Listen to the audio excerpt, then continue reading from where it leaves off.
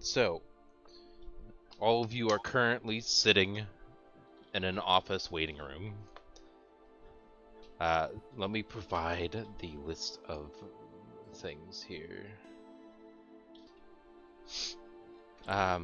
Within this office, you can see that from what was the bustle of like chaotic merchants outside and random pedestrians going about their morning, there is relatively fancy artwork hanging in gold frames of adventurers and adventuring parties that you presume have been here in the past, or at least have been through this environment before. As you are all sitting here, did anybody want to have their character talk with people while they're waiting before people start getting called in? If not, that is also okay for everybody to be awkward and not want to talk to people. It's an office or a bar? I'm sorry. It's an office. It's an office that looks between mid-range and fancy, with paintings of what appears to be adventurers and adventuring parties. Right, I heard that part. Yeah. I think my character would be over in an armchair if it's a fancy office, sitting near a table sipping tea. Okay. Engaging politely, but I don't know that she'd be extroverted and going out of her or speaking out of turn. Fair enough. I gotta pull up something here. I wanted to make sure. Okay, yes. As you guys are currently waiting around in this office, there's a mildly, meek halfling woman that pops her head out. You see the door opening, expecting somebody to be at, eye level. But she is, just because you're all sitting. We'll be calling the first person in, sooner. Soon-ish. Yeah, we'll be starting soon. And then she just closes the door without anybody being able to respond. Question. Answer.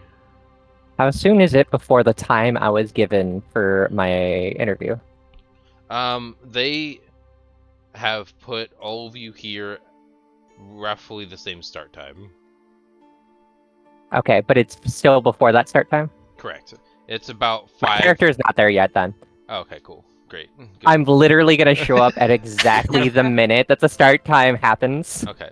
In that I'm gonna case, come bursting through the door, but I'm not there yet. We'll stagger them in half hour, or actually probably not half hour. They wanted all of you to be sitting in the waiting room together. Okay. Just being able to interact with each other before you also have your private interviews. So you're just kind of forced to sit in the same environment together, since they're expecting you to work together too. So it's kind of like an office tactic. Absolutely. Okay. I think if anybody else is looking like they're wanting to talk, Sykes's up for it, but she's not going to push anyone.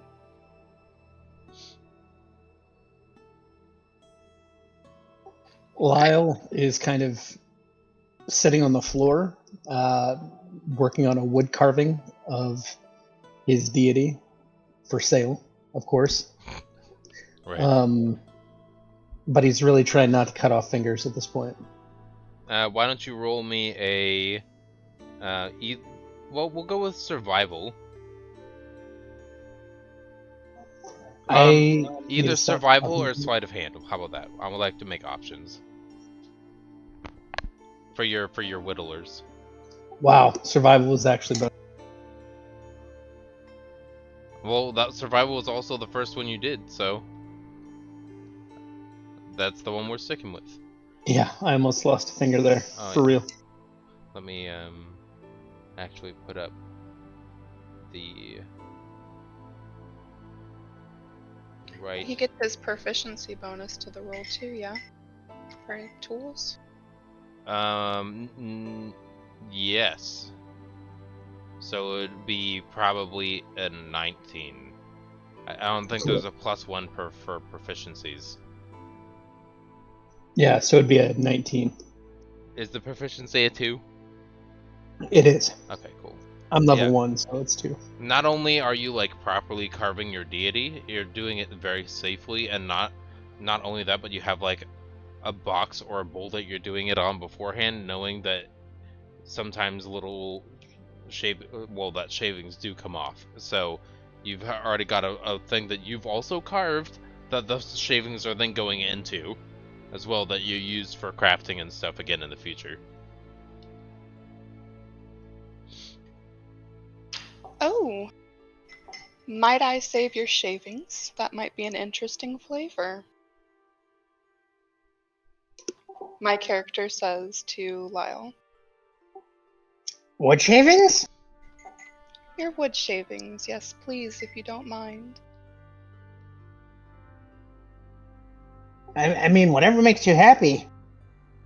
She scoops up some shavings. That'll be an interesting experiment flavor for later. It's some kind of like red larch wood, whatever that means.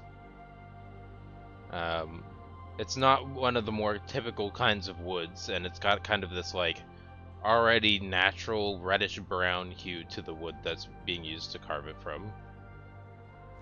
Wonderful. It smells exactly how you'd expect it to. Very like naturey.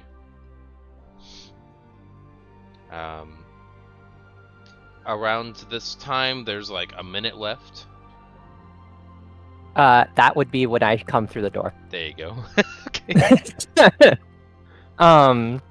So I kind of like not burst, but quickly come through the door. I'm carrying a big stack of books.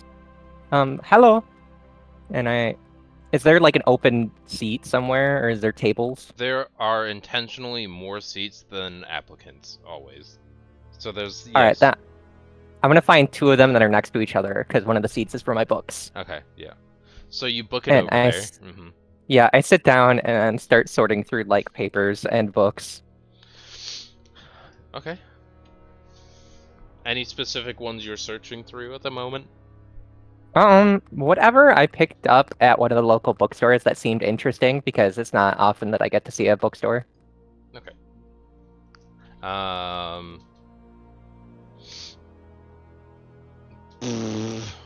Okay. Hold on. I got you.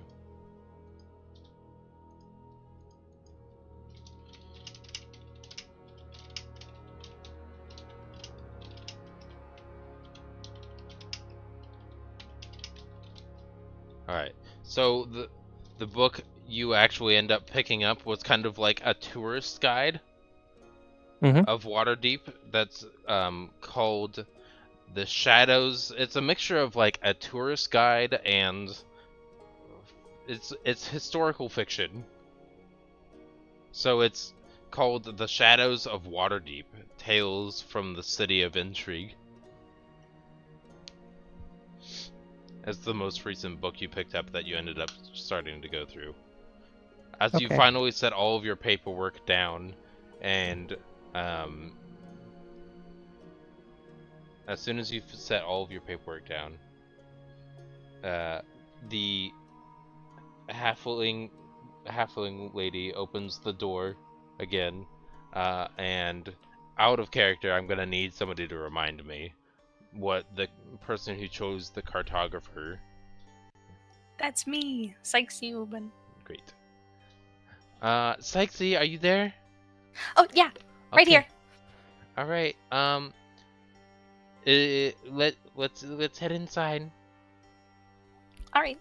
She gives like a polite like half bow to everyone else in the room as she follows the woman. The halfling woman doesn't understand that you're trying to do it to everybody else in the room, so she does it too. I do it again at her. She's confused, but we'll just open the door to let you inside. Great. Okay. I know that I talked about people being able to listen into other people's conversations. Is anybody trying to listen in, or is everybody just kind of Oh God, yes. trying to allow privacy? I'm gonna listen in. Okay, I feel like good gossip is good for tea time, so I might try. cool. What about Lyle? Lyle's practicing. He's trying to write his own hymn to the trade god. I don't know what that sounds like. Like, may all your purchases have good deals. Oh yes, you know what? Now that you just started singing, that makes a good point. I'm gonna give everybody an initial DM inspiration die, Oh. which means you can use it after the result of a die shows up. If you want to re-roll something that went poorly. Whether it any roll, literally saving throw, death save, anything. But you can only have one at a time. Okay.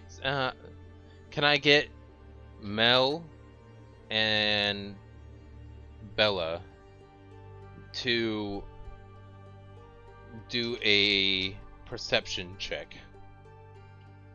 Alright, how do we do that in D&D Beyond? I don't care how you do it, I just need the result. So if you want to do it in your sheet, if you want to roll physical dice, if you wanted to try to figure out how to do it in Roll20, it doesn't matter to me. But let me grab my dice. yeah, you're good. Bella 14. Cool. Bella, you're not able to hear anything once the conversation starts. That's okay, I'm not trying to be naughty. Fair enough. It's almost as though they have some layer of like audible protection to allow for privacy. It looks like the door goes all the way to the floor, too, and that is a kind of a thick door. I got 17. Alright. I will be moving both Sykesy and Mel into the other conversation. Yes! Woo! Goodbye, I'll be back. Alright.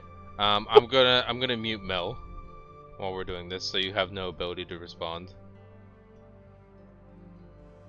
Haha, they can't talk anymore. That's okay, I'll be sure to unmute them afterwards. Alright, let's begin the... There is a... what looks like an elven woman who is behind the desk, covered in a variety of like trophy-ish knickknacks. Both of the walls are like lined with a variety of magical items and non-magical items that appear to have some like trophy-ish sentimental value. Hold on, let me do something real quick. So, behind the desk, there is a kind of decently tall,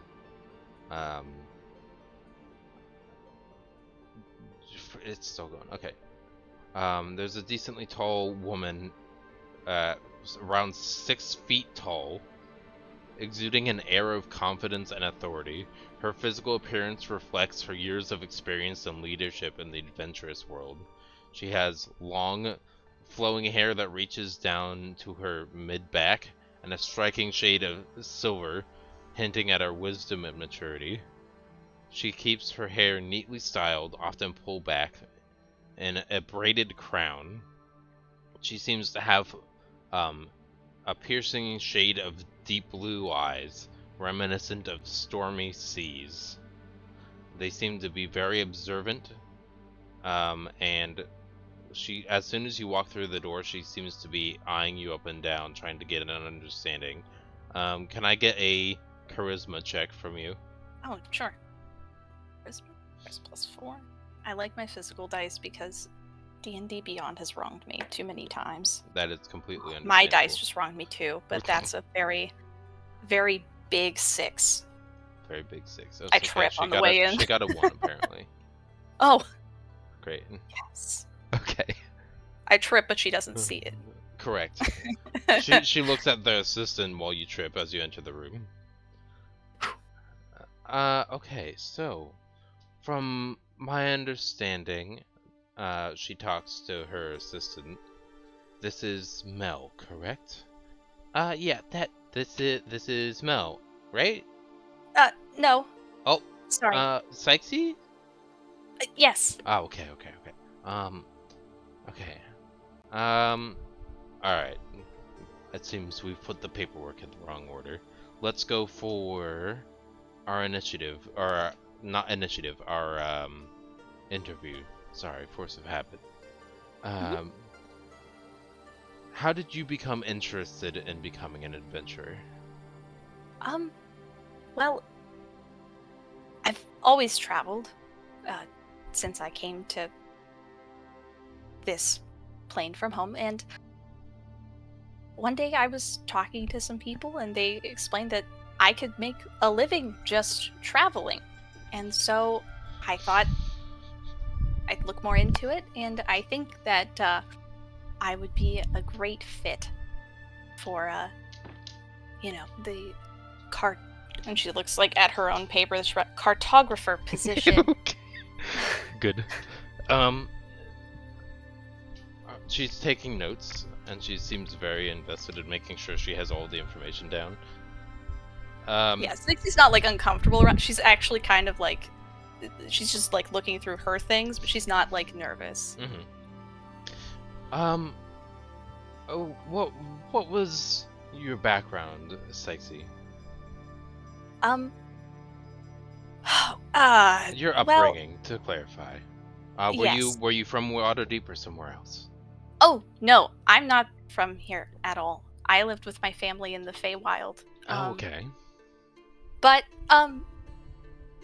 you can look at me and see I'm not, a warrior or a master spellcaster, and that's what everyone in my family is.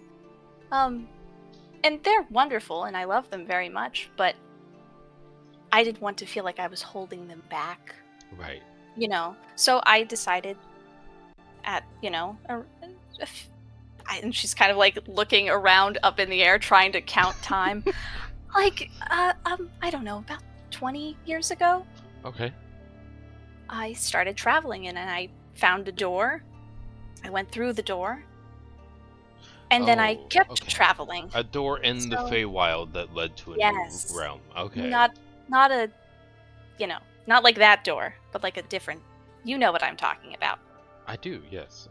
There's portals to different realms that appear as doors. Correct. Mm-hmm. But yeah, and then I just started traveling and found that I have a real knack for it. People tend to enjoy my company and therefore, look out for me, and I'd look out for them.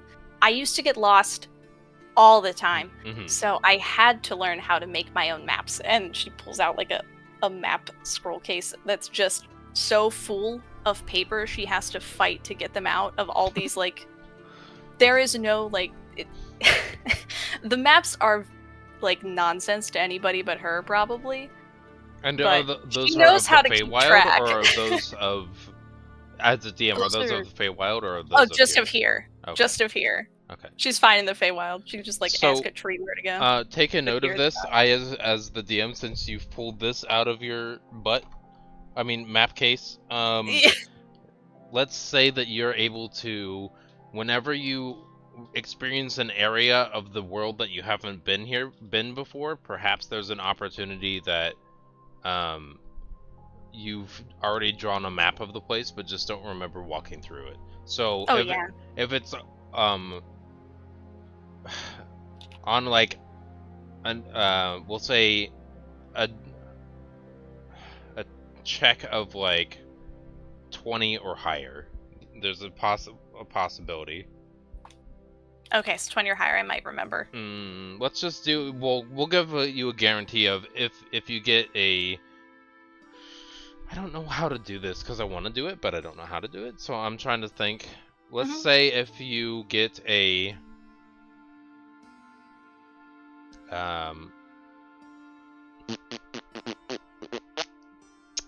You can roll a d10, and if you get a 1 on it, then you have a map of the area.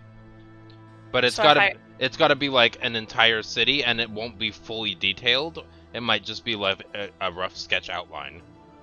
Well, yeah, her maps are not detailed. They're very like the things she's marked are like areas of importance to her, like a really nice tree Yeah, yeah. or a rock great for sunbathing, and not like a bridge or a river. Like they're kind of nonsensical to anyone but her. Mhm.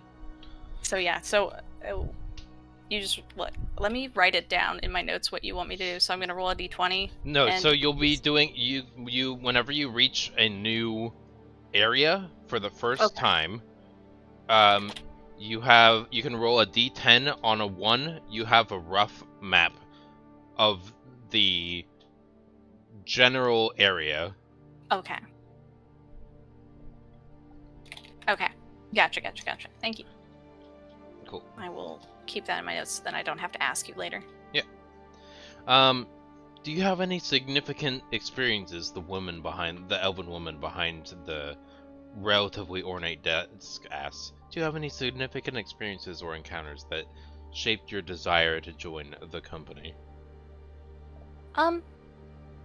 Well, I, tend to earn my living performing and putting on shows, but sometimes, I am very nice and I appreciate when people, look out for me, but I don't like feeling like I'm mooching off of them. So I wanted to get a job, but I didn't know what job to get.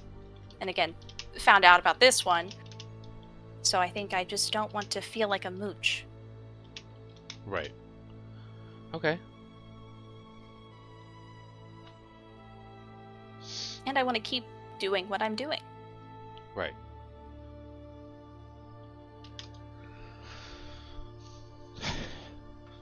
Alright. Do you have any personal connections to famous or influential adventurers within Waterdeep or somewhere else? Well, I know a lot of people, but I don't, typically people don't say, "Hi, I'm John and I'm famous," so I could, maybe. Okay. Yeah, well, just ignore John. You said that they were from here in Waterdeep. Mhm. Yeah, don't listen to John. It's Oh, It's one of those like trying to collect based on like street performer kind of things. So but I'm a street performer. right, but what I'm saying is he's putting on an act instead of it being genuine stories. I did only talk to him once, so. Yeah. Okay. Well, that's a quarter of the way through. Do you have any sorry. What do you hope to achieve by joining this company? I believe we've gone over effectively you want it to be able to continue traveling and making maps and exploring, correct? I just want to see everything. Okay. Well, this will definitely be an opportunity for that. Are there any particular skills or abilities you wish to develop during your time here? Obviously, the cartography part. I think I've got a really good base, but I could probably go to learn. I've looked at other people's maps and they don't look like mine. I think I should probably learn how to make my maps look like everyone else's. So I want to learn how to do more of that.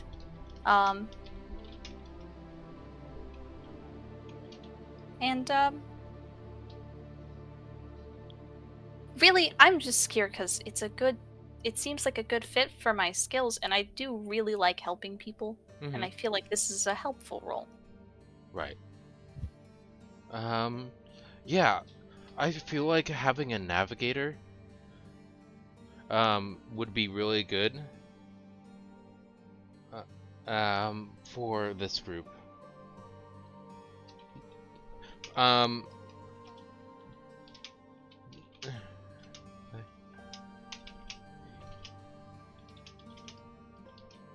So in the background, outside the door, you hear poorly performed vocals as somebody's trying to sing a song about like their goddess of trade. They haven't fully woken up and soothed their voice yet. But it's roll me a wisdom check. Okay. It might put you off of your game. Okay. Oh, come on, die. Stop rolling the single digits. A 7. Okay. Cool. Good to know.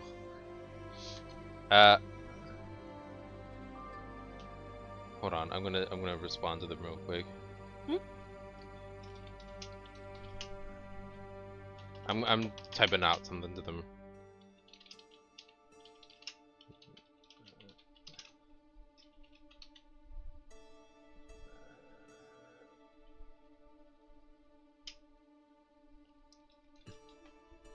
There you go.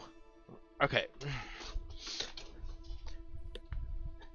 So, are you there? I know that there's singing outside. I just want to make sure you're still paying attention.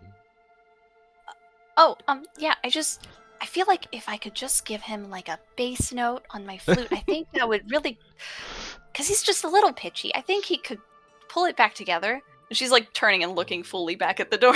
Okay. She's like, all right, let's see how this goes. Go ahead and roll your performance then. Oh, okay. Oh, Uh, please. This is the time to roll a high number, okay, Di? Come on. Remember, you have a bardic Playing DM around. inspiration too. I will use it if I have to. You don't have to. It's an I option. don't have though. to. Have to. 21 total. Okay, hold on. I'm gonna pull them in here real quick. Hmm. Alright, you're being summoned. All I right. am. Yeah. Am I just like able to get up and go to the door? Nope. So from Oh. behind the door, Lyle, in the office, you hear like this very harmonic flute starting to be played that seems to match the tone of the lyrics you're going for. And so with a 21 on their die, you can hear like a really melodic flute trying to incentivize you to keep going and trying. So why don't you Wait. roll a performance again with advantage for your Okay. for your singy songy? I'm giving you like a nice, I'm keeping your Oh, pitch actually, on. hold on. Before you do that, let me bring just Ash in here too, so they're not left out. I'm bringing Bella in here just because they can hear Lyle. So basically, on the other side of the door, a flute starts playing to try to match Lyle's vocal performance to aid in his attempt. There you go. And with See, all he needed was was a tune. and I so honestly didn't see all the text because I was looking at the Roll20 and I didn't know all this was going on in Discord. You're good. So, effectively, what happened is there was Lyle started singing a song about the goddess of trade, and as he definitely botched it, Sykesy, with a twinge of like hopeful aspiration, decided to aid in Lyle's performance with a 21, thus giving Lyle a reroll to get, or not a reroll, but advantage on a different roll to try again, and then Lyle succeeded and is very effective. And with So I can hear the music over on the other side of the door and him singing on my side? that, yes. Oh, I'm enjoying the performance then. This is Yeah. wonderful. Just casually interrupting my interview for a sick flute solo. One moment, please. She said go for it. Alright, I'm gonna toss you a bit two back into the other realm. All right. Bye. Okay. I see. Very good. You're quite talented at aiding in performances. That'll go well for you in regards to your traveling adventure here. Okay. Thank Is there a specific type of quest or adventure or area of the world you'd want to explore yourself? Oh, well, I've spent most of my time, yeah, the map. Pull up the right one. How long, out of character, station how been, long like, were you in the environment near Waterdeep? Near Waterdeep, probably not very long. She's stuck to the rural, quiet areas for Okay. the most part. Then, So, yeah. What kind of areas of the world would you like to explore the most? The ocean, the mountains, the snow? I think that the ocean sounds wonderful. I've never actually been out on the ocean. You can So see that that would she be a starts to great- get super excited about it, but is trying to hold herself back. Because I used to actually be part of a pirating crew. I'm sure I can get you in touch with a ship. Oh, that would be fantastic. And I mean, I have heard that there's some really wonderful forests. I've been in the small ones, just kind of in between different little hamlets, but I haven't been to many of the cities. That's okay. If you wanted to, we can try to figure out going different paths. I'm just going to take a note of what the majority of people would like to do, and then we'll set up an option of quest lines from there. I think the notion of the ocean really intrigued her. The notion of the ocean? Yeah. Yeah, the notion of the ocean. Okay. Not to be mistaken with the motion of the Right. ocean. Right. Yeah, because that one would just wave it by at you. So. Yes, that's it. Okay. Okay. Personal motivations we've gone over. Traveling, mapping out regions would go well for us. We're gonna skip over those questions.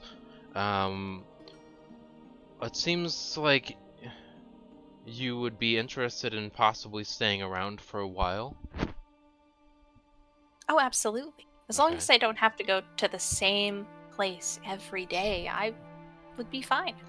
The job that you're applying for is not an office job. You should be okay. Okay.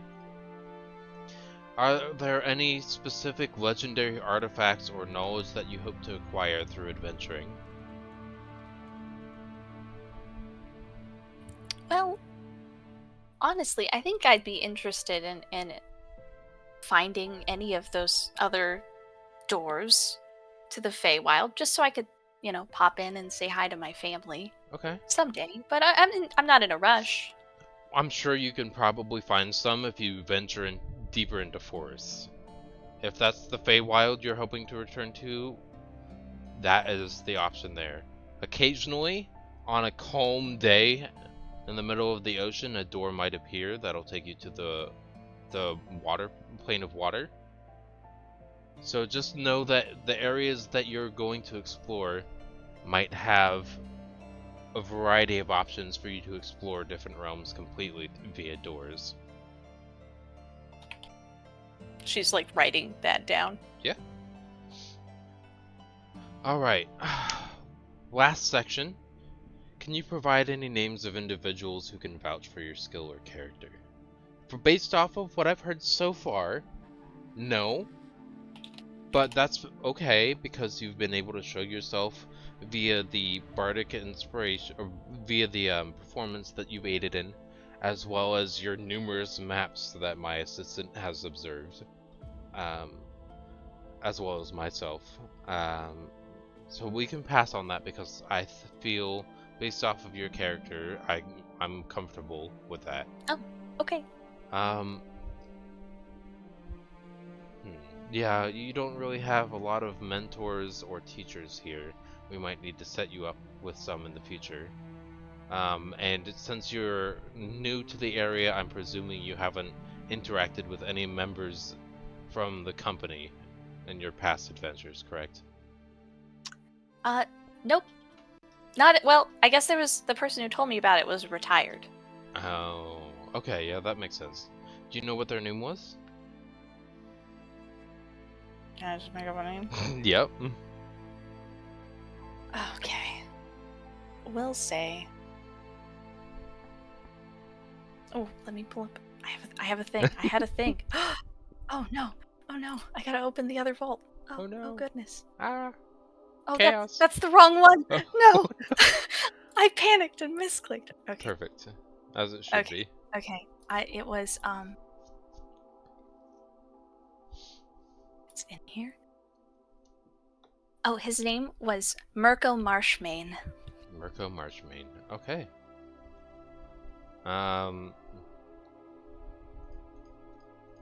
He would have been really mad that I had almost forgot his name.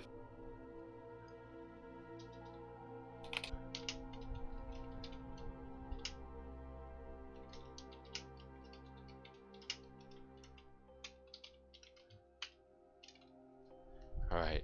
Ah, yes. Okay. Yes, the big burly man with a thick beard. Yes. Okay. Mm-hmm. Okay. Yes, I know what you're talking about. Okay. Yeah. Yeah, his wagon, the wheel broke, and he was real mad on the side of the road. And so I was walking by, and I stopped to. I couldn't really help him because I didn't know how to do it. That's But okay. I played him a song while he fixed it. And, Yeah, I heard happy. how he actually used his like double-bladed battle axe, and actually ended up chopping off the wheel completely before he went around to fix it. So that was Yeah. you who was there. Okay, cool. Mm-hmm. Okay. All right.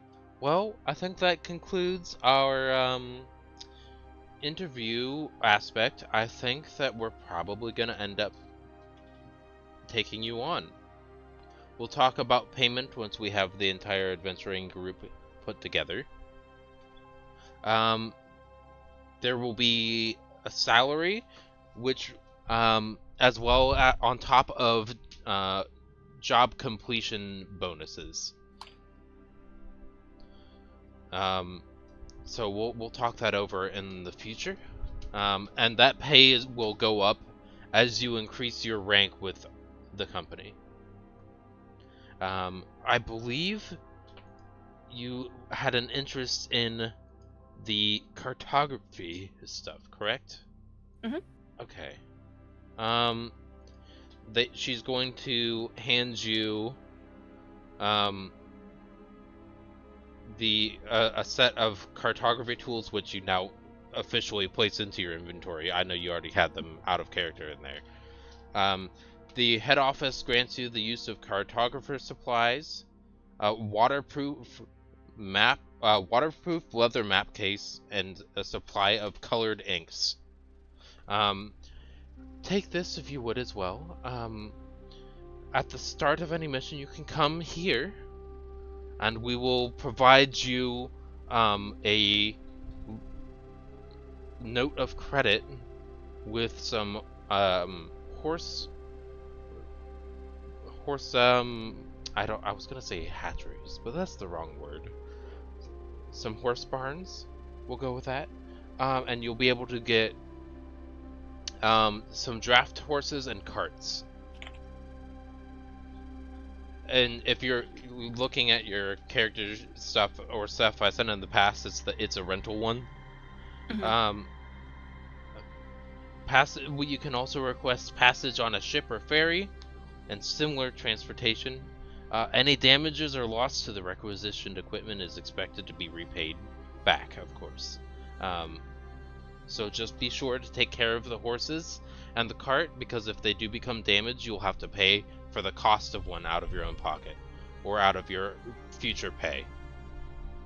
Okay. All right. Well, welcome aboard. I hope you have a great time. We'll talk. Just do wait in the office. We'll come by and take you from there. Great. She reaches to shake her hand before leaving. She will do so in response with an impressively tight grip. All right. My assistant will show you out. I appreciate it. All Thank right, you. this way.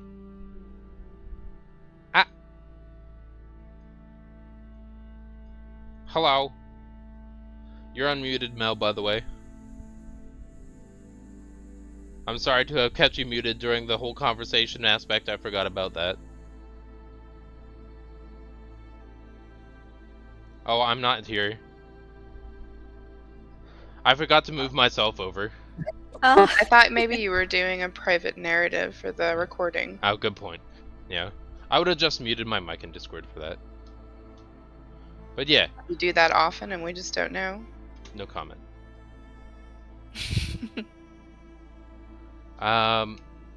So as you guys are finishing writing up the song and singing things out, doing wood carvings, drinking your tea, or furiously scribing down notes in a journal, the halfling comes back and opens the door, followed by Psyche.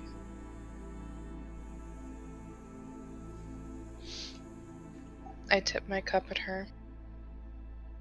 Very nice. I slam close the journal. Okay. Roll me a stealth check for that, Mel, and then roll me a contested perception check, Psyche. okay. Oh boy, that's a 6. Great. Oh, that's a dirty 20. Haha. So, really quickly, at the top of the page, because that's all you could see before it was furiously shut closed, was notes on Psyche. I'm gonna kind of, as I walk by Mel. So did I pass? I haven't the slightest idea what you're talking about. Okay, now She gives like a Hold on. friendly wink. hold on. Mel, I want you to roll me a deception check, and then Psyche insight.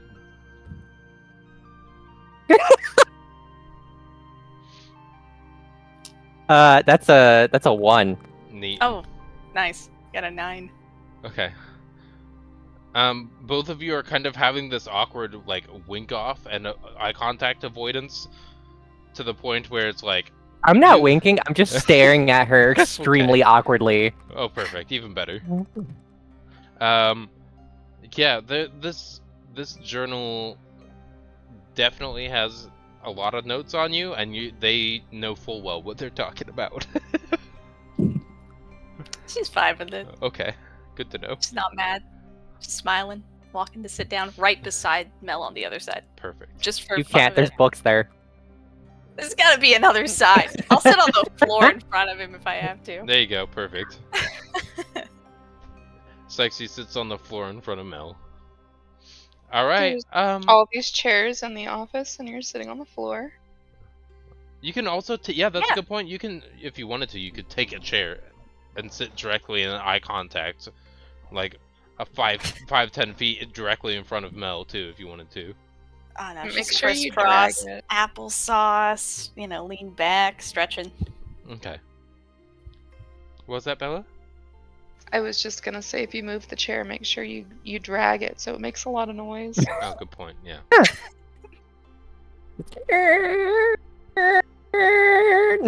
Is Lyle intentionally muted at this point? Yeah, sorry. Okay, cool. No, I just wanted to make sure that you weren't talking and you were muted. Yeah, no. Okay, Lyle's still sitting there carving away. cool. The halfling with the door still open, watching you already start bantering with each other, is gonna slightly smile and call in. They're gonna wait until Psyche is sitting down in the right position, and then they're gonna call in, Mel? Yes. I'm going to stack my books and step around Psyche, like sidle Mm-hmm. out of my chair. Okay. Sounds good.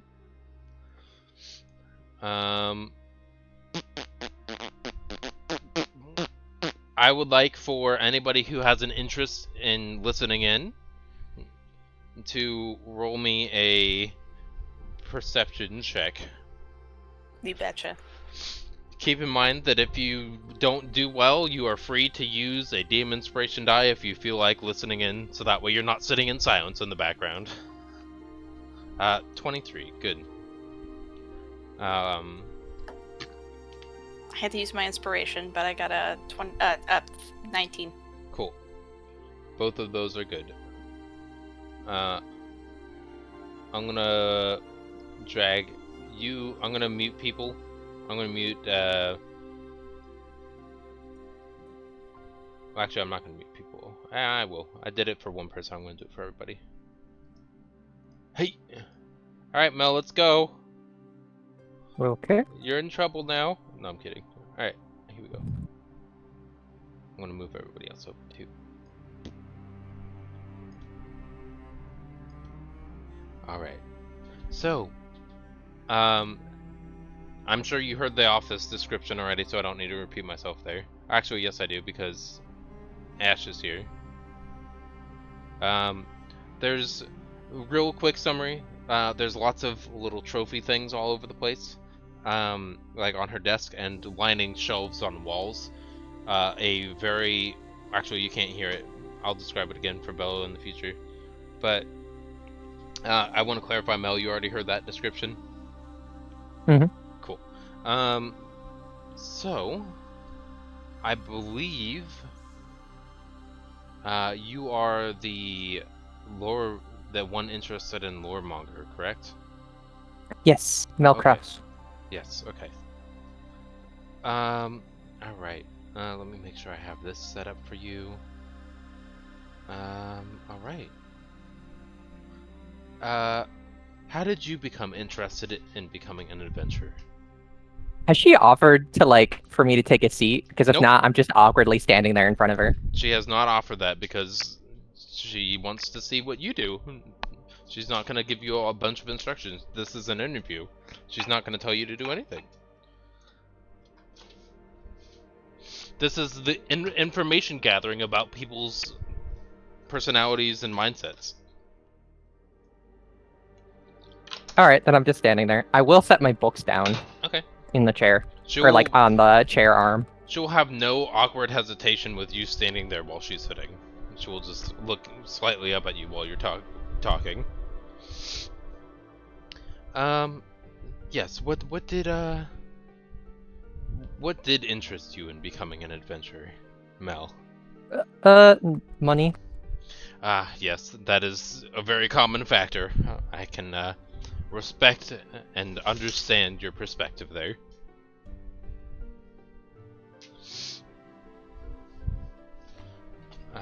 Okay.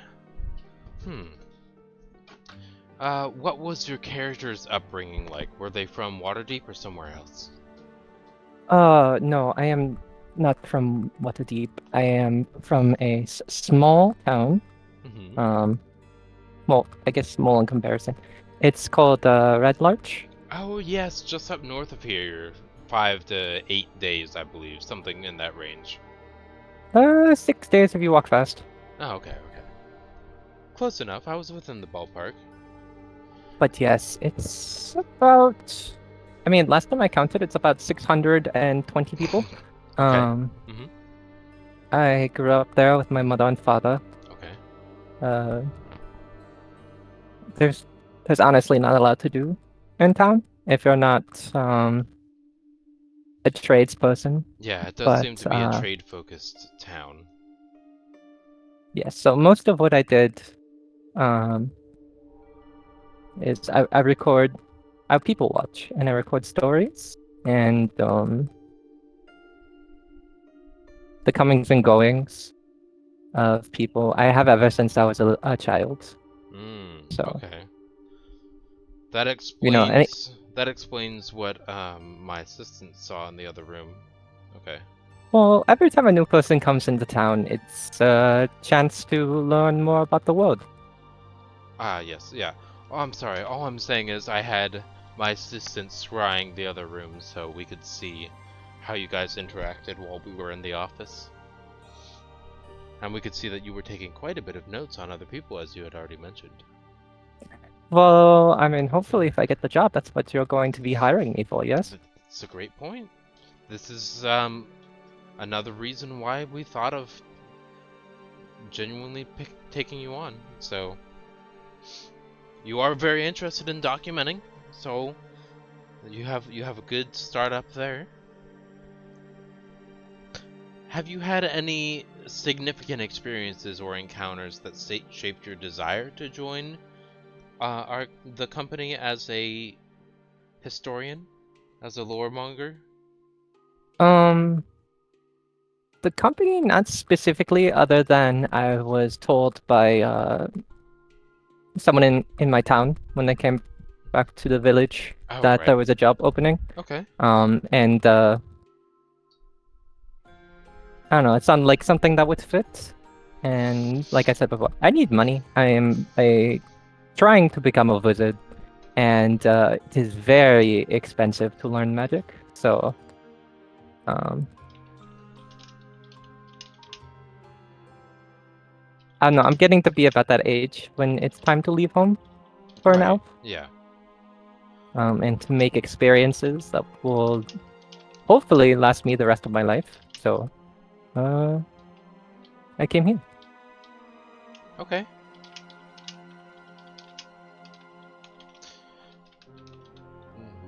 She's taking some notes. Are the notes she's taking in a language I can read? They're in common, so yes. Okay. She's not trying to be sneaky or hide anything. Um.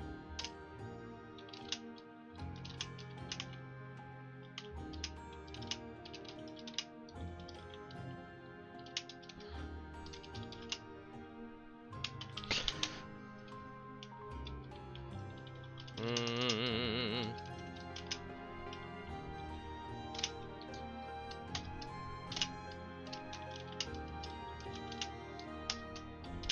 Okay. Let's see here. Do you have any personal connections to famous adventurers or influential individuals within Waterdeep or elsewhere? Oh God, no. Like I said before, I come Okay. from a small village. Okay, So I so mean, if you pretty much everyone in the village, but well, we I don't mean, get a lot of. I guess what you're providing is not necessarily famous people, but well-practiced individuals, which is bodes well for your noted capabilities of recording. Um, I don't know if he is well known, but he is a traveler by the name of Nolan. He also goes by Old Man Nolan. Okay. I mean, he's been to Waterdeep before, but I don't think he's especially noticeable. Okay. But he likes it that way, so Fair enough. he's the one who got like taught me languages and taught me magic, gave me my first spell book. So Okay. Yeah, that's good. Hold on. What was the name of that individual? Old Man Nolan? yes, Okay. Ah, yes. Okay. yes, he's a very scraggly old man. He usually travels in the company of canaries. That's about the only identifiable thing about him. I don't Okay. know why he likes those birds so much, but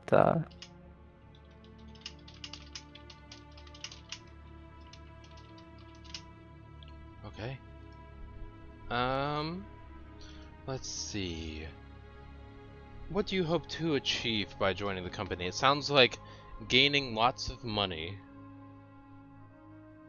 yes, and hopefully some practical experience in magic because I do know some spells. I haven't had much reason to use them in my hometown other than practice. So what kind of magic abilities are you interested in developing? I'm very interested in the schools of divination Oh, and okay. That would actually come in trans. quite useful. So, Yes, actually, I know some rudimentary divination magic. Um, before I cut and you off, I heard, I believe, and possibly transmutation. Is that what you were going for? yes, Okay.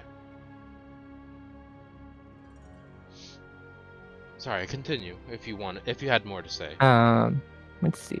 I find enchantment interesting as well, but I don't know. I don't want to get too spread out when I'm this new.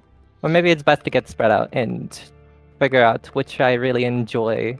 Before you make a dedicated decision, you should probably dabble in a variety of options because usually wizarding schools tend to focus on a specific form of magic. Yes, they do have the ability to do all the others, but there is a kind of a focus that you get some forms of benefits in. So, yes, for sure, dabble, explore, but as the hiring individual at the company, I would suggest choosing an eventual focus. It will probably be divination, Okay. to be honest. Well, divination is a great choice.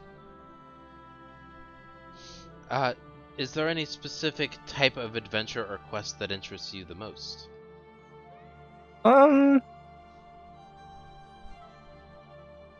Let's see. Hopefully, nothing too dangerous to begin with. Like I said, I know mostly divination magic. Also, I have never done this before. I would rather not be roaming around slaying dragons and the like. But Okay. I'm good at information gathering and stories. I have a very good knowledge of history, so anything to do with like finding old artifacts would be fun, and interesting.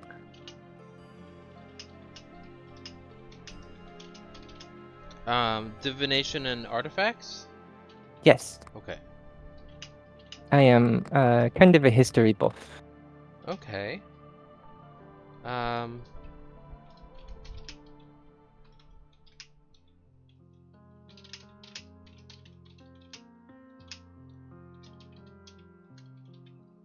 Okay. Fair enough. Let's see.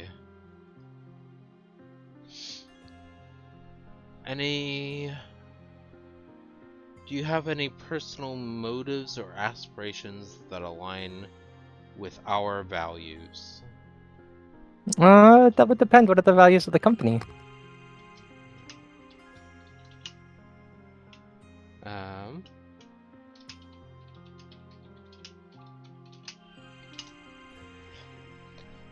So for us, it's a focus on doing things the legal right way. She makes contact with your eyes, making sure you understand. Not necessarily focused on violence, but we make sure that our contracts become fulfilled. So if we take a job, we expect it to be completed.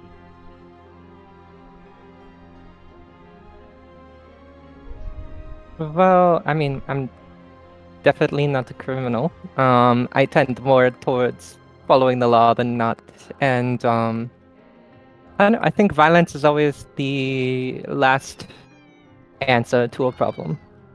I can understand that perspective. I'm not necessarily certain I agree.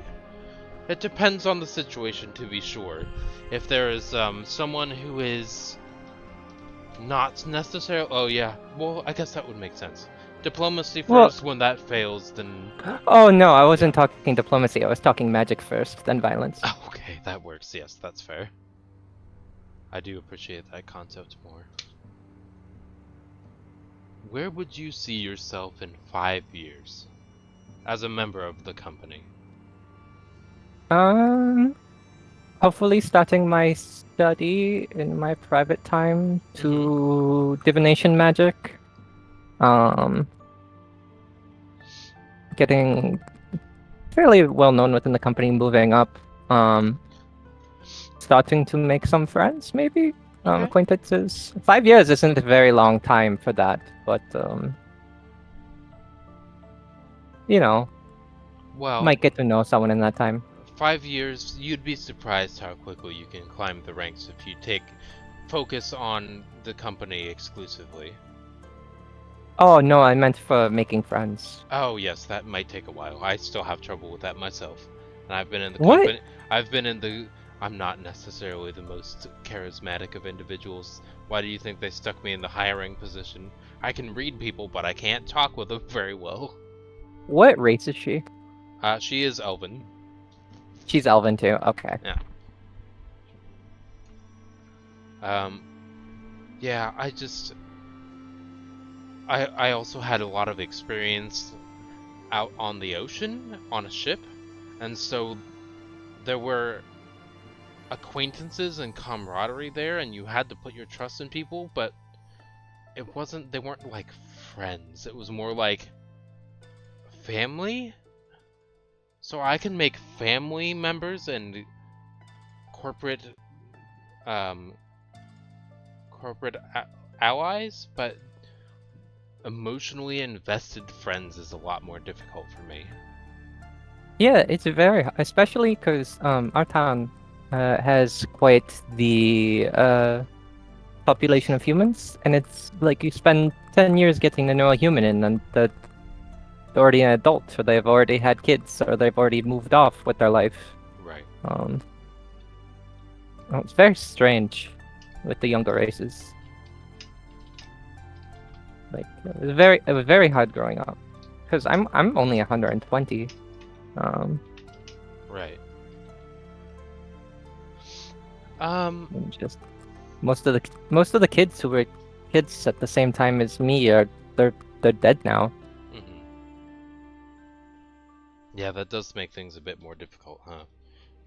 Yeah, it's part of the reason I wanted to leave the village. It's like other than there's a few elven families there, but other than that, Yeah, it's a that's completely another different village than when I was a child. Well, adventuring should help you find new allies, and hopefully this will be a satisfactory journey for you. I hope so as well. Are there any specific legendary artifacts or knowledge you hope to acquire through the process of adventuring? For artifacts, I just the chance to study any Okay. kind of work of magic that's that potent that it gets a story that goes down through the ages. Like Okay. I just want to study them and see how they were made, and as for knowledge, just a deeper understanding of magic.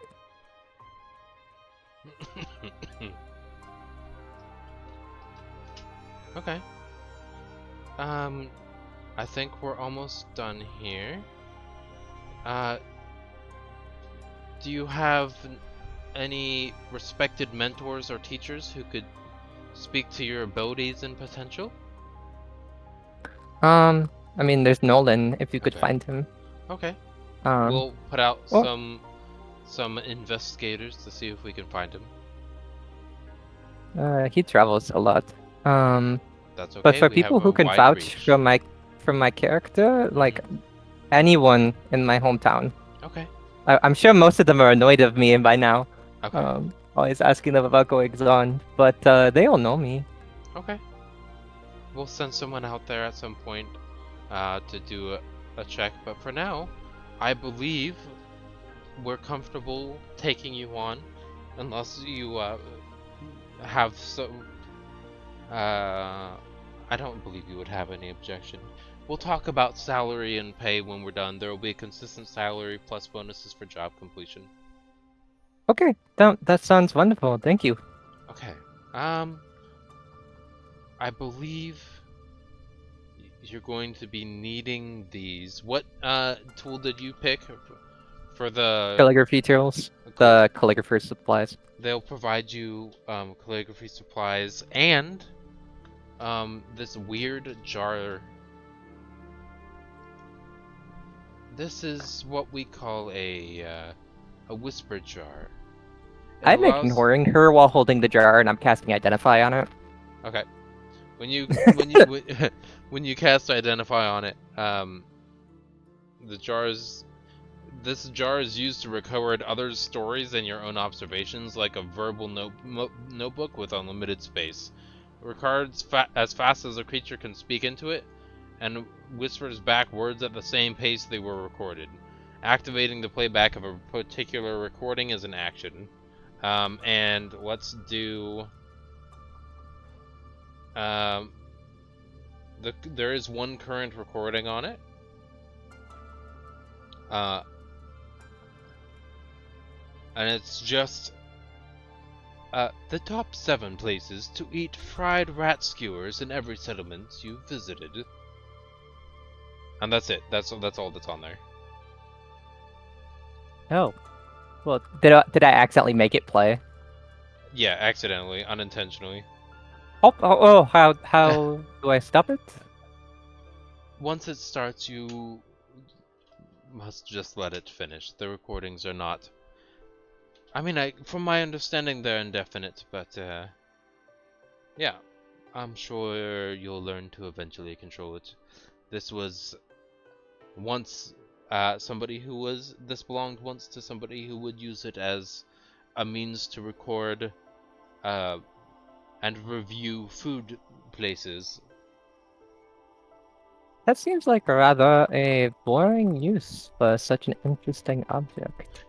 That's why he's not in our company anymore.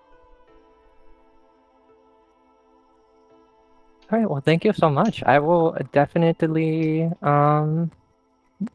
be learning how to use this as soon as possible. Sounds like a good plan. Let's head back out into the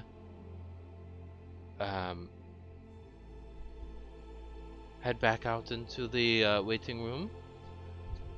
I don't know if I told you, but she also provides you the calligraphy surprise as well. Yeah, those get packed into my messenger bag, Okay. along with the whisper jar. They also provide you ink and an ink pen as well, so you can add those into your inventory as well. Pretty sure I already had one, so now I have 2 ink pens. Well, that might be from your starter gear, so yeah, you would have 2 Yeah. in another bottle. Okay. Okay, let's head back out into the other room. Alright. Alright, let's go get the next individual. We're gonna put them all the way up here. Okay, alright. Discord, you need to work, please. Thank you.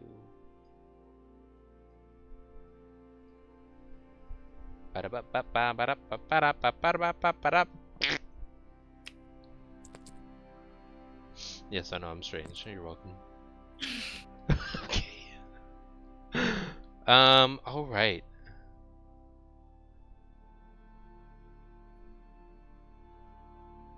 I was in here alone singing the song to the Never Ending Story. Oh god. And that he was. I'm very proud of you. Let's see who is next. I believe it is Lyle, but I need to look it up first, just make sure. It is. Thank you. Yeah, cool. For those interested, again, in listening in, you are free to do a perception check of a DC 15. I got a 20. Cool. Oh. That's a 22. No, dirty 20. No, I got a 22. Oh! Oh, dang. 20 also, The number alright? 22, not a 20 also. You That's a gotta- really confusing sentence or- to get out there. or Oh my did you god. or did you get a 22 too? Oh. Okay. It's too much. I think everybody is going to be spying on Lyle's conversation. Neat. Can you roll in Discord? I've never tried that. /roll. Yeah, you can do that. Are you still sitting on the ground? Yeah, you can do that. You just type /roll and then 1d whatever dice type you're going to use. You can even do roll 1d3 and you get a 1. It can be not a normal number. I already rolled. I was just curious. Yeah. Since there's this whole side thing going on and in character. Yeah. Is Sykesy still sitting on the floor? As Oh, it should be. as you come out, she like shows you like the back of the map she was writing on. She has where a she whole What list of language is it names. in? It's in common. Okay. Look at you And she- trying to use your languages. Like, I know what that says. Okay, I show her mine, and it's not in common. Well, then What's how it did? in? Then she might not have been able to read it. I take notes in Draconic. I can't read that. That's okay. We're gonna say for the sake of it that the title was all that was in common, and then you were like, "Oh, I Her should name probably looks the same in Draconic as it does in Elvish. It's fine. Oh, Yeah. cool. Cool. Let's go ahead and I'm gonna mute everybody except for Lyle. Ah, bam. Oh, okay, fine. Sexy, you're doing it yourself. I see how it is.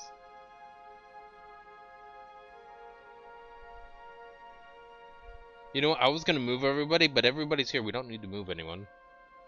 That's true. Okay. Correct. Let's do.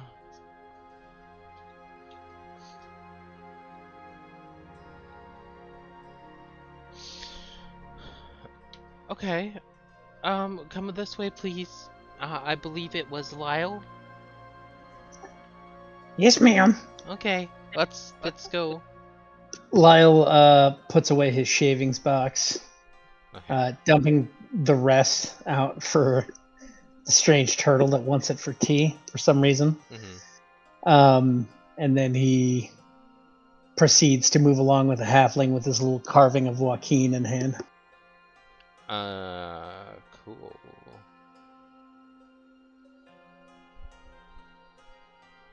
Okay.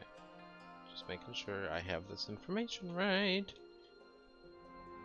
Alright, blah blah blah blah blah blah. Ah, Lyle, welcome.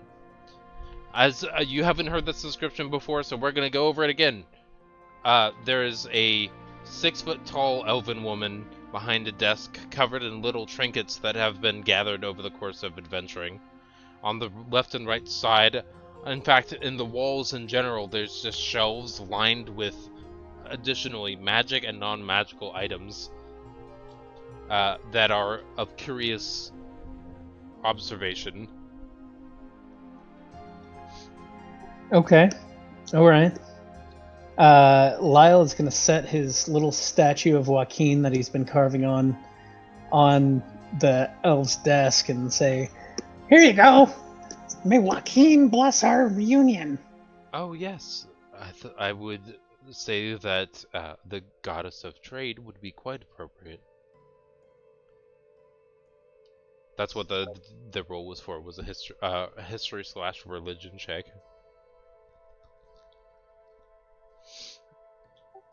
Okay, and then Lyle is gonna just plop himself up in a chair. I'd say down, but it's pretty much up for him, since Correct. he's like under 3 feet tall.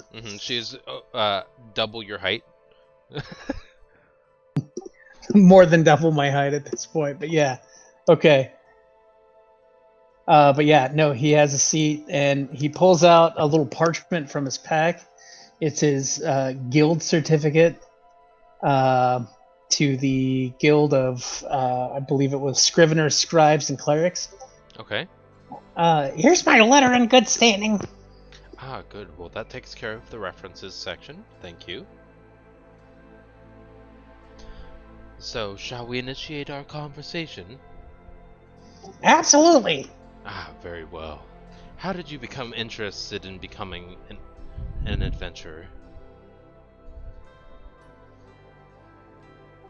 Well, it's part of my order's mandates. We need to go out onto the roads and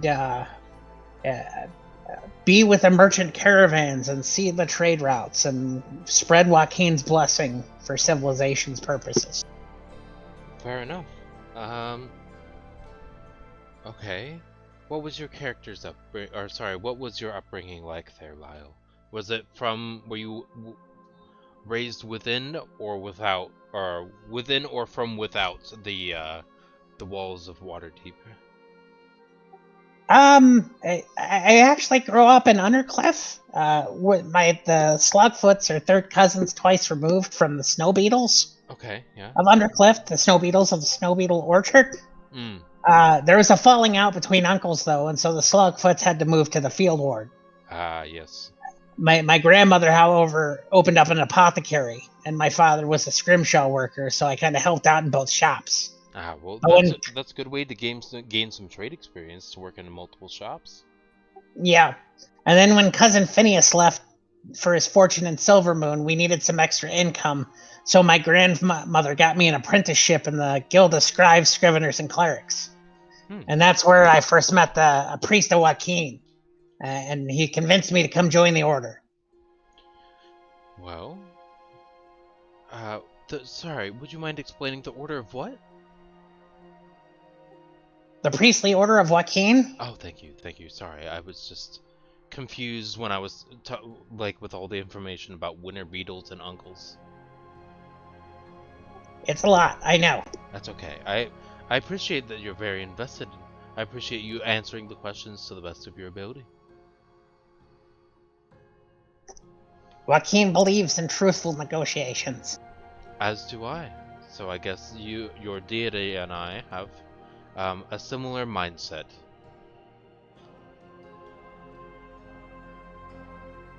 Have you had any significant experiences or encounters that has shaped your desire to join the company, or was it just that your order has said go out into the wilderness and spread the message? I mean, mostly it has to do with Joaquin. Okay. Trade to us is more than just making money, because the end result is about furthering civilization and enhancing the lives of all. Right, of course. Trade is the means by which we improve each other's lives. So it's not just walking around and saying these good news about the environment and the trade, that the desire to trade lawfully and equally. It's also about bettering society and civilization in general. Correct. The gold shouldn't just sit in the dragon's hoard. It needs to be used towards something to improve the world around us. I very much agree with you there. What do you hope to achieve by joining the company, besides spreading the message of Joaquin and bettering civilization, economy, and society? A good priest needs to be a worldly priest, and I need to be worldly. Okay. Spent too much time in Waterdeep, and I need to see more of the world and see more of real-life interactions. I completely understand. Are there any particular skills or abilities you have an interest in developing during your time with the company?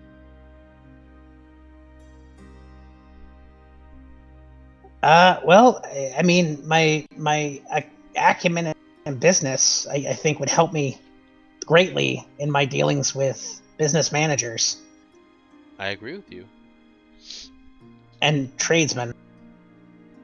Well, as a company ourselves, the company, we do quite a few business discussions. There are some political, there are some more land dispute, there are some about wanting individuals to clear out areas of creatures to make sure that businesses can be set up properly. What do how would being a part of the company contribute to your broader life goals?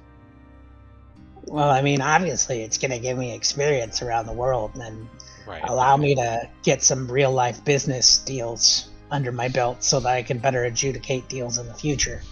Because that's another part of our order is the high priests are supposed to bless merchant deals and negotiations. Having business transactions blessed by the grace of Joaquin. Okay, fair enough. Right. Are there any specific legendary artifacts or important pieces of knowledge that you hope to gain through participating with the company? Not specifically, but I mean, Joaquin is the goddess of. She's very much focused on knowledge and knowing the world around you. So anything that I can learn really will be helpful. Okay. And we would normally at this point be going into a reference section, but you've already provided your letter of good standing from your guild, so that takes care of that for us. Oh, and he produces his letter of good standing with the cleric temple of Joaquin here in town as well. Even better. Very well qualified. She'll hand them off to her halfling associate, which is also interesting, seeing a 6 foot versus like 2.5 foot height difference. All right. I mean, he's pretty used to that by now, yeah, right? True. Yeah. Know the feel. So it says here that we have gathered you had an interest in documancy. Is that correct? That's correct. That's what I spoke to the man about. Okay. We will provide you with the necessary information. We will provide you with a set of calligraphy supplies, a documancy satchel, which won't necessarily have magical value until your higher ranks here, and a variety of other odds and ends that will be within the satchel for you. Yeah, I am very eager to see how this group of individuals plays out. We'll talk about salary and payment once everybody has gathered and had their interview, presuming we hire everybody. Just as a question, like, will you pay my union fee directly to the union, or will I need to do that myself? We can take that out of your pay and then distribute that to your company, so that way you don't need to walk there or find a way to distribute it to them. That would be helpful, especially if I'm out of town and can't cheat the union. So do keep in mind that in case you can't return home, any funds or salary that you do have will be stockpiled until we can either find a way to send it to you or you pick it up. That's fair. We will take care of that in the future. For now, we have one more applicant to go over, and then we can move forward with negotiations and plans for the future. Fair. All right. This way, please. The little halfling will nervously sputter off. He climbs down the chair and follows the halfling out. All right. I believe the last one we have is a Bella. Oh, you're muted. I have to unmute you. Hold on. Give me a second. Let me take care of that. Okay. All good. Am I unmuted? Yes. I was talking that whole time. I was insulted. I wasn't really. Okay, good. Present. Um, She stands up and follows. we don't have a present to give you, but it's okay. Ha ha ha ha. Okay. that was the halfling saying that, by the way, because she was genuinely trying to figure out what kind of present you were talking about. So humorous. Thank you, I appreciate that. Also, Sykesy noticed the pun. I appreciate that too. Alright. Let's do another perception check for those interested in listening into Bella's.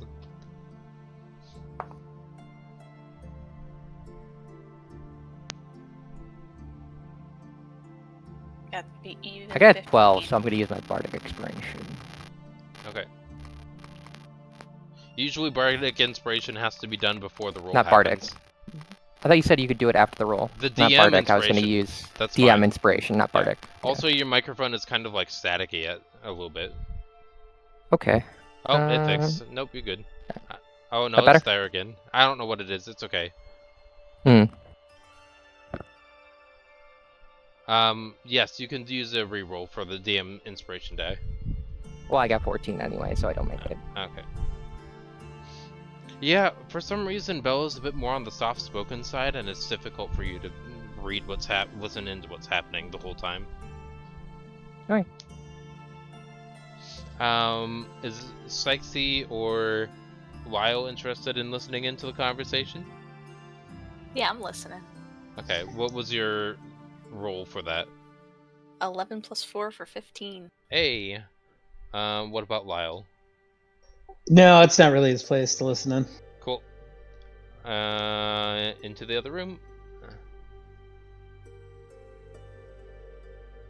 I mean, you can move him if you want to. He's sitting next to me, so it doesn't matter.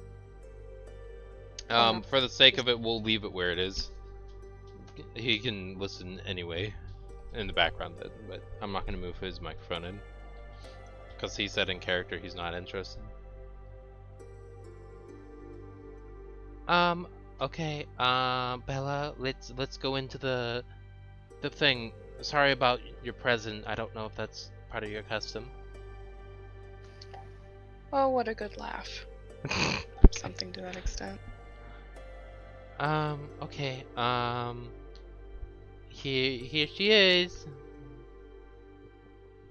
The 6-foot-tall elven woman sits behind a desk.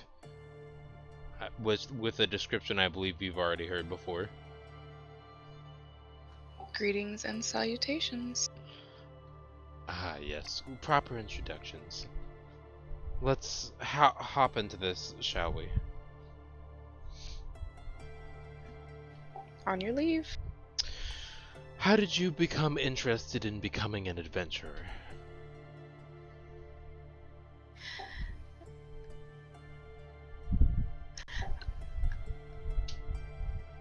I'm getting stuck. Okay. I am on a mission to become a master brewer. I'm traveling across the land to discover new brews. Also am in tune with nature, so I'm using nature to discover new brews and experiment with flavors. Okay. Well, we may have something for you there then. I'll have my assistant pull something up for you. I don't know why this is making me nervous, out of character. It's because is. it's because it's a professional It's an interview interview style. style, Yeah, that's the like, point. Fight or flight is turned on. I know, you're good. So yes, we'll make sure that we have the proper materials for you to get your recipe that you need. What was your character's upbringing like? Were they from Waterdeep or somewhere else? From Faerun, but not Waterdeep specifically, a small fishing village. A turtle fishing village, to be more precise. Okay. Do you know the name of that location? Insert name there. If there is one, I don't know it. Okay. You inserted a name. There you go. Something accurate. I'm not sure. I'm sorry. I should have been. No, that's fine. I don't even know if there's such a thing, but there is now. Yeah. It's very exclusive. Not a lot of people know about it. It's tiny. Cool. Sorry about that. I had some kombucha earlier. She says in Would you like character. some more? I have some tea. Would you like some tea? Honestly, sure. Why not? Why don't you roll me a brewing check for what you've done in the past? Wisdom plus proficiency. Okay, here we go. I'll do it in rolled. I don't even know. I'm doing it in 20, I guess. It's up to you as long as I get the numbers somehow. So don't. It's just a straight. Okay, I'm trying to figure it out. I'm sorry. Hang on. I'm No, almost there. you're good. This Okay, so isn't a there's a real straight interview. You have wisdom no roll. reason to be nervous. There's a straight wisdom roll plus proficiency would be 2 more. Okay. So 14. It's got that little bubble with a kind of live bacteria in it, so it's kind of a little bit of a an acquired taste, but she seems to enjoy what you've made so far. This has got some quite a bit of potential. I could see that you could Very do. good for you. Yeah, it's that I do prefer this kind of stuff over alcohol anyway.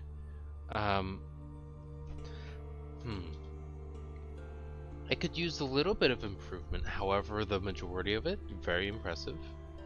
Well, Uh, hopefully the journey will get that improvement. Exactly. That's the goal. Okay. Well, speaking of goals, what do you hope to achieve by joining the company? I hope to join a party of adventurers so I'm not adventuring alone. Travel the Right. world, see the sights. Turtles don't live as long as people would expect, and so I need to get as much knowledge in as I can so I can pass it on to the next generation. Okay. Yes, that is very fair. Um, did you have any particular skills or abilities you wish to develop during your time adventuring for the company? I do, as well as brewing and experimenting with flavors. I'm also very in tune with nature, the cycle of life, death, decay, and rebirth. I'd like to make sure that those things stay in balance for my druidic order. Of course. Okay. And what order would that be, might I ask? I don't know, like a name, like add a character. I don't know. I mean, it's just druidic, right? I mean, like there's circles, but I don't know that there's like a specific, or at least I didn't find one, I don't like know. a You church just or said group my or order, something. so I'm curious what it was. Just the druidic order, Oh, okay. nature. Fair enough. Insert name there if you want a specific one. Okay. Sounds good. Do you have any significant experiences or encounters that you believe shaped your desire to join the company? I feel that like that question's kind of in line with the last specific desires to travel, Okay. experiment with flavor, preserve nature. Okay. Did you have any specific type of adventure or quest that you would want to go on?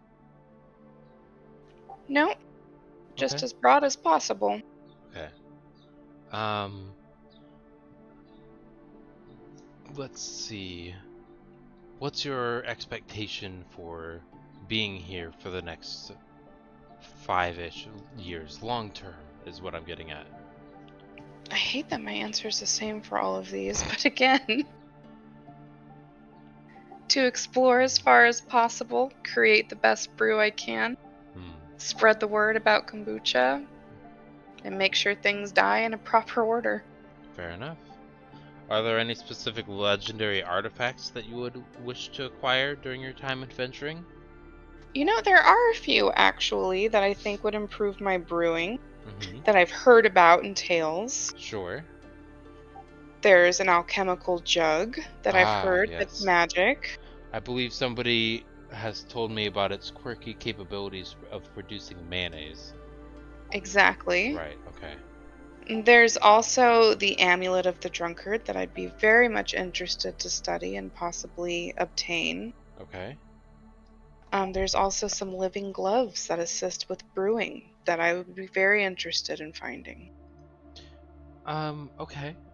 Out of character, There's a few. would you mind writing those in the notes somewhere so that way you can find them again more easily? If you haven't already. Yeah, I have them all right here in front of me. Perfect. Okay, good. I prepared some things. Good. Do you have anybody who can vouch for your skills or character besides your ability to produce teas and brews that you've shown me in person? Yeah, my family comes from a long line of master brewers. I have 4 brothers, Raphael, Leonardo, Donatello, and insert name there, I forget. Yes. They're good character vouchers. My family comes from a long line of turtles. Most notably, there is what was his name? Hang on, I'm gonna get there. Morla, who helped cleanse the Great Darkness back in the day from the Neverending Story. Right, yeah. But nobody's specific from Waterdeep. I don't come from Waterdeep. Okay. I hope to build a name here, possibly open a tea shop sometime in the future. I think I've heard something about your brothers. Did they create some form of like pizza shop or something? They all joined a monastery, a monk Oh, monastery. They practiced martial arts, and they may have opened a pizza shop at some point. Once they started traveling and I went my separate way, we lost touch. That's fair, yeah. Okay. Let's see. Do you have any respected mentors or teachers you can speak of? Or who can speak to your abilities? Just my family. My family's ancient line, kombucha line. Your ancient kombucha line, yes, okay. Yeah, sure. Yeah, sure, okay.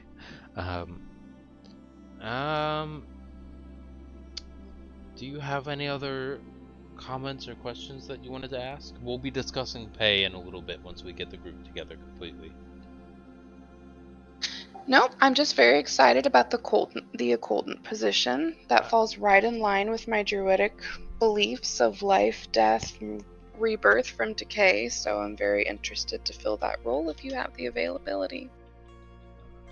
Yes, actually, we were going to wait until our session was completely concluded before I dismissed you out of the room to provide you the materials that you were going to, that we knew you were interested in.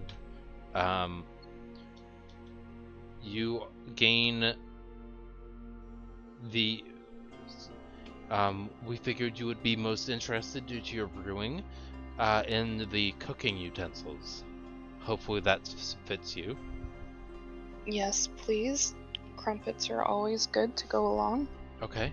And they're also going to hand you an occultant abacus, as well as a merchant scale, 5 waterproof belt pouches to store creature parts and other tools. Wonderful. These will be absolutely great for my adventures. Thank you so much. Of course. Let me make sure that there's nothing else. Nope. Okay. Yeah, I believe we're good. Why don't you remain in here, and we will call the remainder of the individuals in to be able to discuss finances, compensation, and quests leads. Thank you. Okay. No problem. Let's go back to the unmute everybody thing for me. Okay, here we go. Ta-da! Welcome back. Thanks. Honestly, your notes look quite malevolent. What? Quite sinister. Why do they look sinister? Because I don't understand what they're saying! So everything is yelling Well, at me if you in learned evil! Draconic, you would be able to. Fine, I see how it is. Alright. Would all of you mind stepping into the office? We're gonna discuss payment and quest leads. We have quite a few that we can start with, and we'll let you pick from there.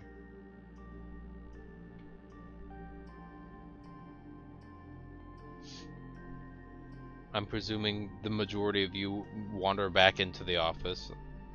Yes. Yes. Great.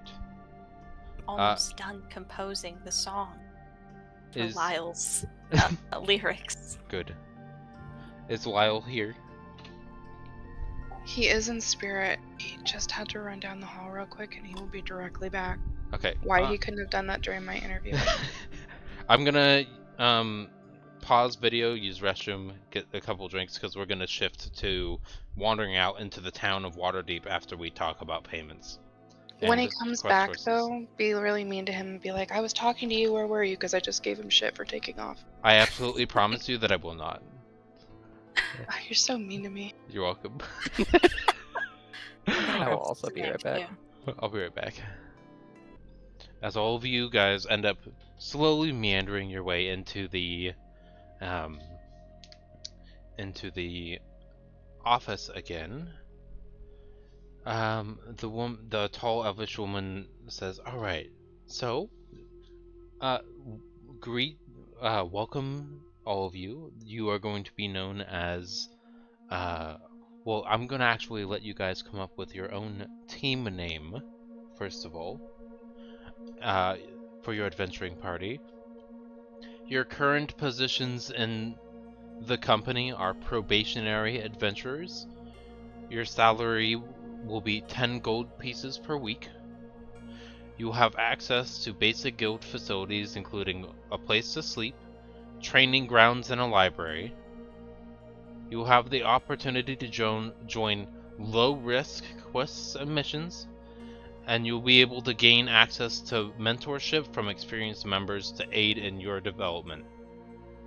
Additionally, you'll gain access to guild-sponsored equipment and supplies, but you will have to pay for those on your own.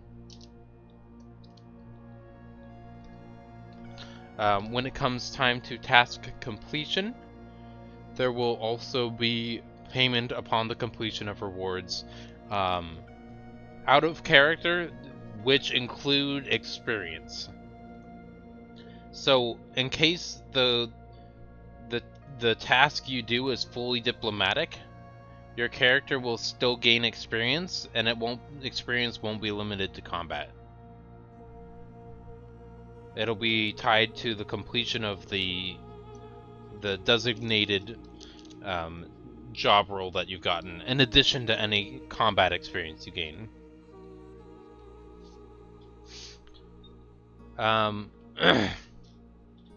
So we have a few options here.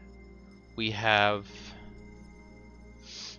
I believe, 20 options for you to pick from for initial quests. I will post all of them in the in-character section, and then I will also read through them all, so that way you can listen to it and the people can hear as well. I gotta check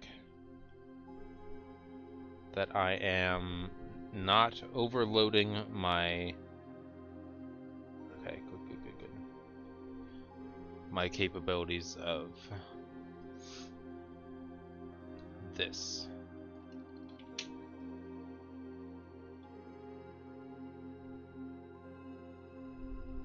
No, that's too much for that. Okay. So just note that these are from 2 different sources, so they might repeat numbers, but there also might not be numbers to repeat. And it's going to be a lot of information.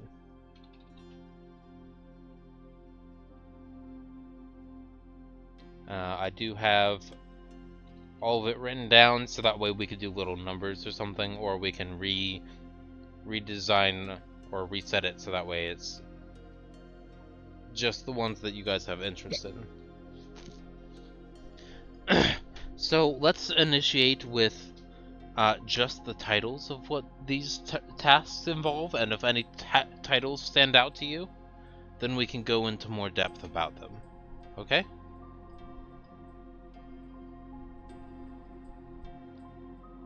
Does that work for all of you? Mm-hmm. Okay. We have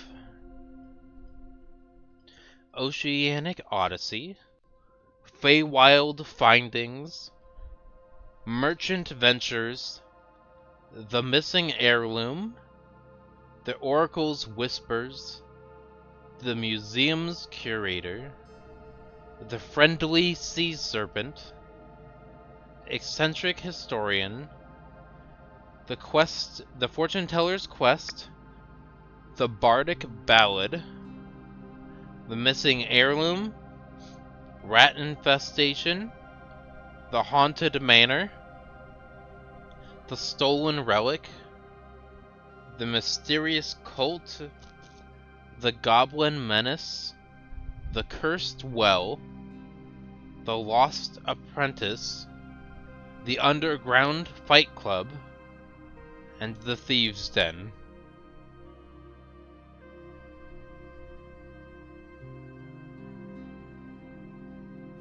Are you wanting us to pick one now, or are we just talking about these? You're free to talk about them. There's no rush, but we will not start your salaried pay until you've taken a first contract. So you are free to take as much time as you want to, but that'll just take a portion of your pay away. Well, I guess we should start with the group. Does anybody have a personal stake in any of these? Personal, no, but I would like to do the eccentric historian one. Okay, we'll put that one aside.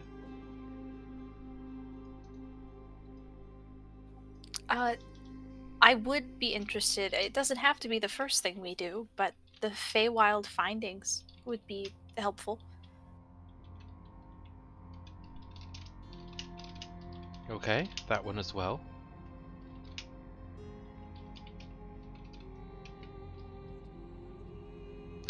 Feywild's always interesting. I like the Feywild one too. I like the historian one too, though. Knowledge is always good. I know that's not helpful, but I like those two choices at least. I don't know that I have a particular one that I'm hoping to do, but I like those two options. Okay, we have those two options so far. Doesn't anybody else have one that they're interested in? I want to make sure that everybody has the opportunity to think it over in their head before we finalize anything. The Goblin Menace one would be something that my god would want. Okay. Okay, but I did not sign up to fight goblins. Have you ever seen a goblin? Yeah. Well, I mean, it just says eliminate the goblin threat. That doesn't mean you have to fight them. Correct. We are expected to do some fighting, correct? This isn't a pacifist adventurers guild. No, this is not a pacifist adventurers guild. We just want the job to be completed with. I would like an insight check from everybody.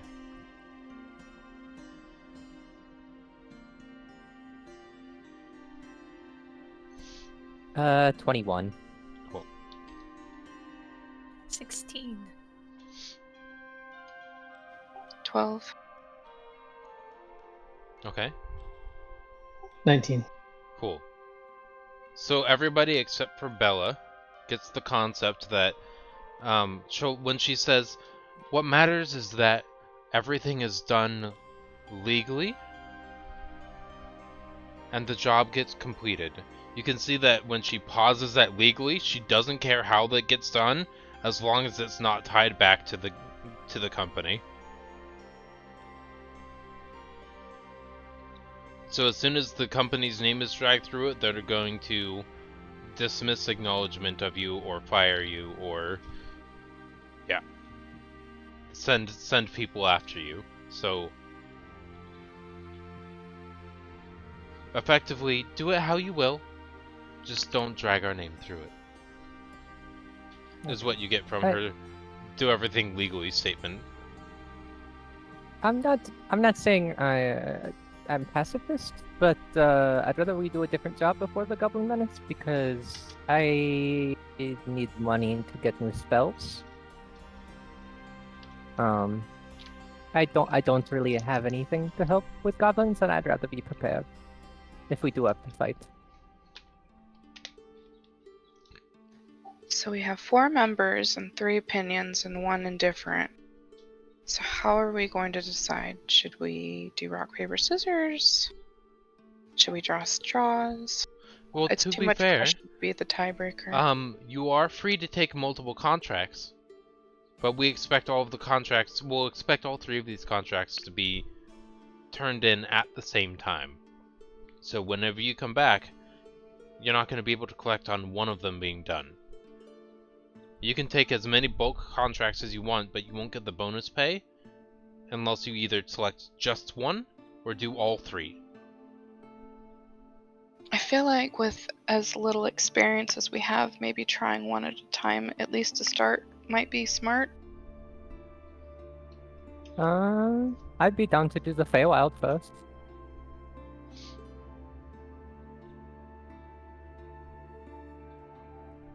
If that's something everybody's interested in, I would enjoy being able to find a way, potentially nearby where I could go home briefly if I wanted. Sure. Yeah, let's do that one first. I'm excited to see what mushrooms the Feywild has, so.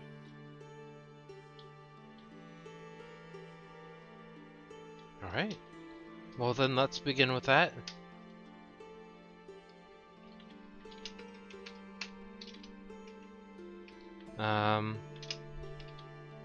Hold please, as I dig out the proper files required for this adventure.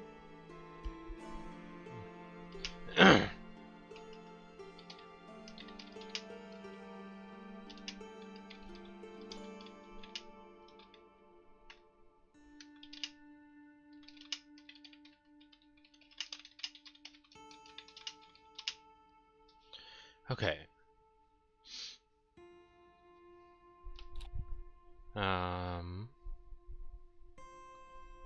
I am actively producing. Oh, okay, interesting. Sure. Okay. So here is a mysterious letter that we've gotten, petitioning assistance from the reclusive scholar Elowin Whisperstar. From our understanding, there are ancient texts pointing towards the existence of hidden Feywild portals scattered throughout the city itself. She seems quite eager to uncover the secrets of the Feywild and potential magical treasures it holds. The character, you guys are being hired to investigate these portals and report their findings to the scholar.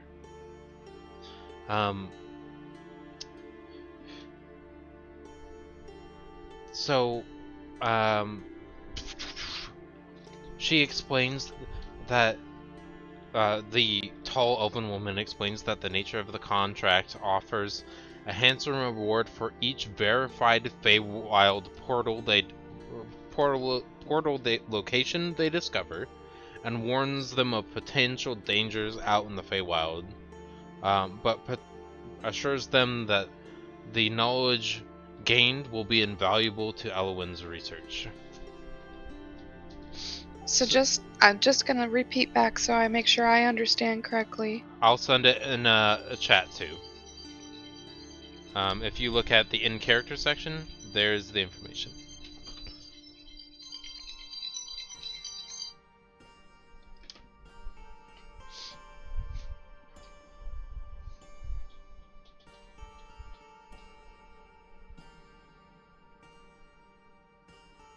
You are free to repeat back in character if that would help you talk through it as well.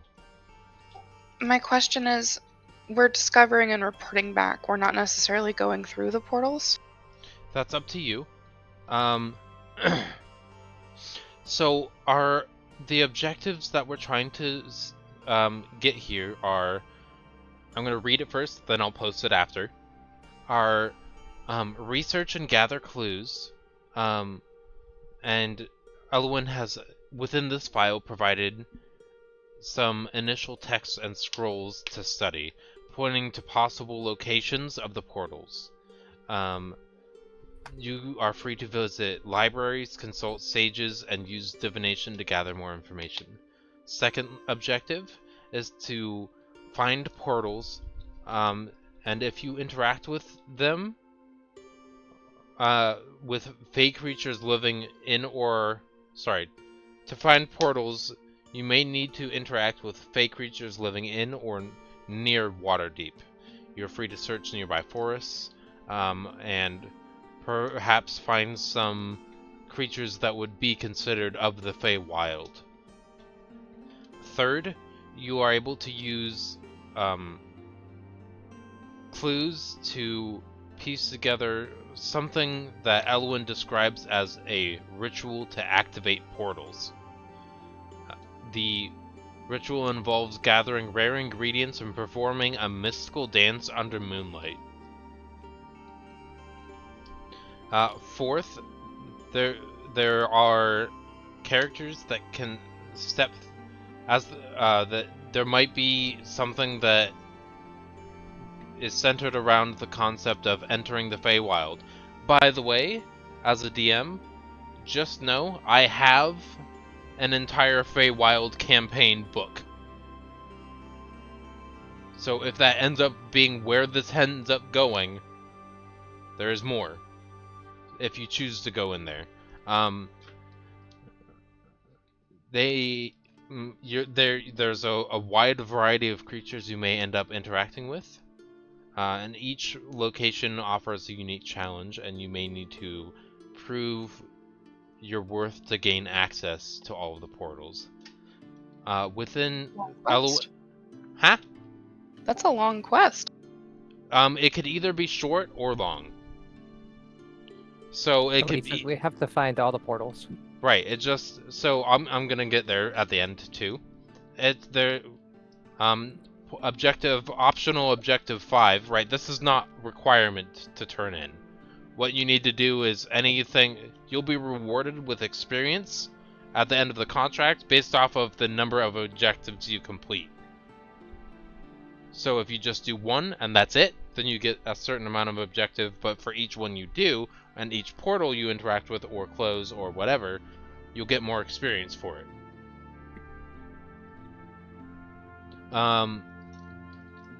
Number 5, hidden within the Feywild, Elwyn presumes that there are magical artifacts and treasures of immense power.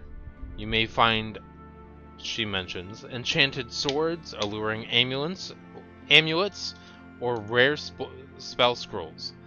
Acquiring these items often comes with a price, and they might need to be chosen wisely. 6th objective. Some of the portals they find may be unstable, posing a risk to Waterdeep. The characters must decide whether to close them or seek help from knowledgeable Fey creatures to stabilize them. So in regards to how the contract works for rewards, completing the entire contract, interacting with each of the objectives, will reward 2,500 experience. Ooh. Split among the party. Additionally, characters will earn a pool of 500 experience points for each discovered and stabilized wild portal, up to a maximum of 3,000. So that's up to a possible 5,500 experience. The creatures can also gain up to 1,000 points for any significant discoveries or significant interactions with Fey creatures during their adventure. I will provide the information again. Let me put out this so it's... I'm gonna pin this one, because this one is on the larger side.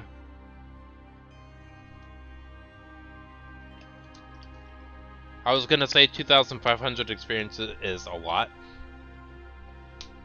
but I also had to remember that it would be split among 4 people too. So, Well, and depending on how much we choose to do, that's a huge undertaking. That's like almost a whole new campaign if we do it all. yep. I just wanted each individual option would have opened up into a full possible campaign, just so you're aware. Feywild's always a good time. Yep. I just threw you in a sandbox, you chose your quests.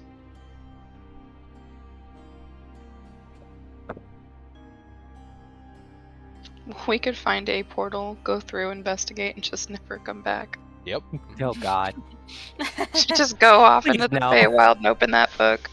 Oh god. There's a completely, there's a whole other campaign book I have ready, if that were to be the case. I've been trying to get my group to do a Feywild campaign for forever, so I'm excited about Feywild. Mhm. Because they never 5-minute wanted to do adventure it. in and out.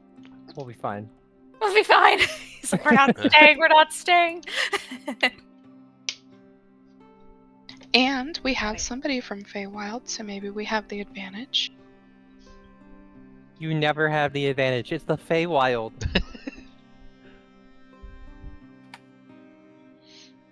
I also have homebrew creatures I've created that are fake creatures. Oh god. Oh god, Oh yep. God. Anything goes in the Feywild. Correct. Just And What also, happens in just Feywild be stays Feywild. aware that just because the quest is taken on at first level doesn't mean it's going to be designed for first level characters.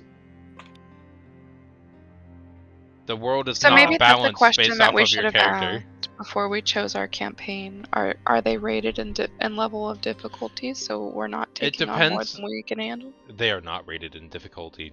There is no difficulty balance for this the company campaign. That We makes can just run. well. So can I they, mean, right? So it's you're hard the to get distraction away. because you're the turtle and the slowest. Turtles surprisingly have a 30-foot speed. They're not any Really? slower. Yeah, I was surprised about that too. I thought they would be Alright, the halfling then. the slowest in the party. That's the His person name that's is gonna be Slug. the Yeah, I was distraction. about to say he named it himself. That's the problem with running. Everything can run too, so unless we can magically escape or have a really good escape plan, we can't just run away, you know? From what Elowin is explaining, it seems that as long as you don't enter or activate the portals, you shouldn't be transported in. So if you stay within the confines of Waterdeep and just report the locations, one, you won't find the artifacts inside of the possible portals, but you also don't know where in the Feywild they will spit you out. There may or may not be some form of visual cue on the portal itself. You don't know. Well, You'll have to there's- get there first. It's not like there's a timer on all the loot on the other side of the portal. Correct. Mhm.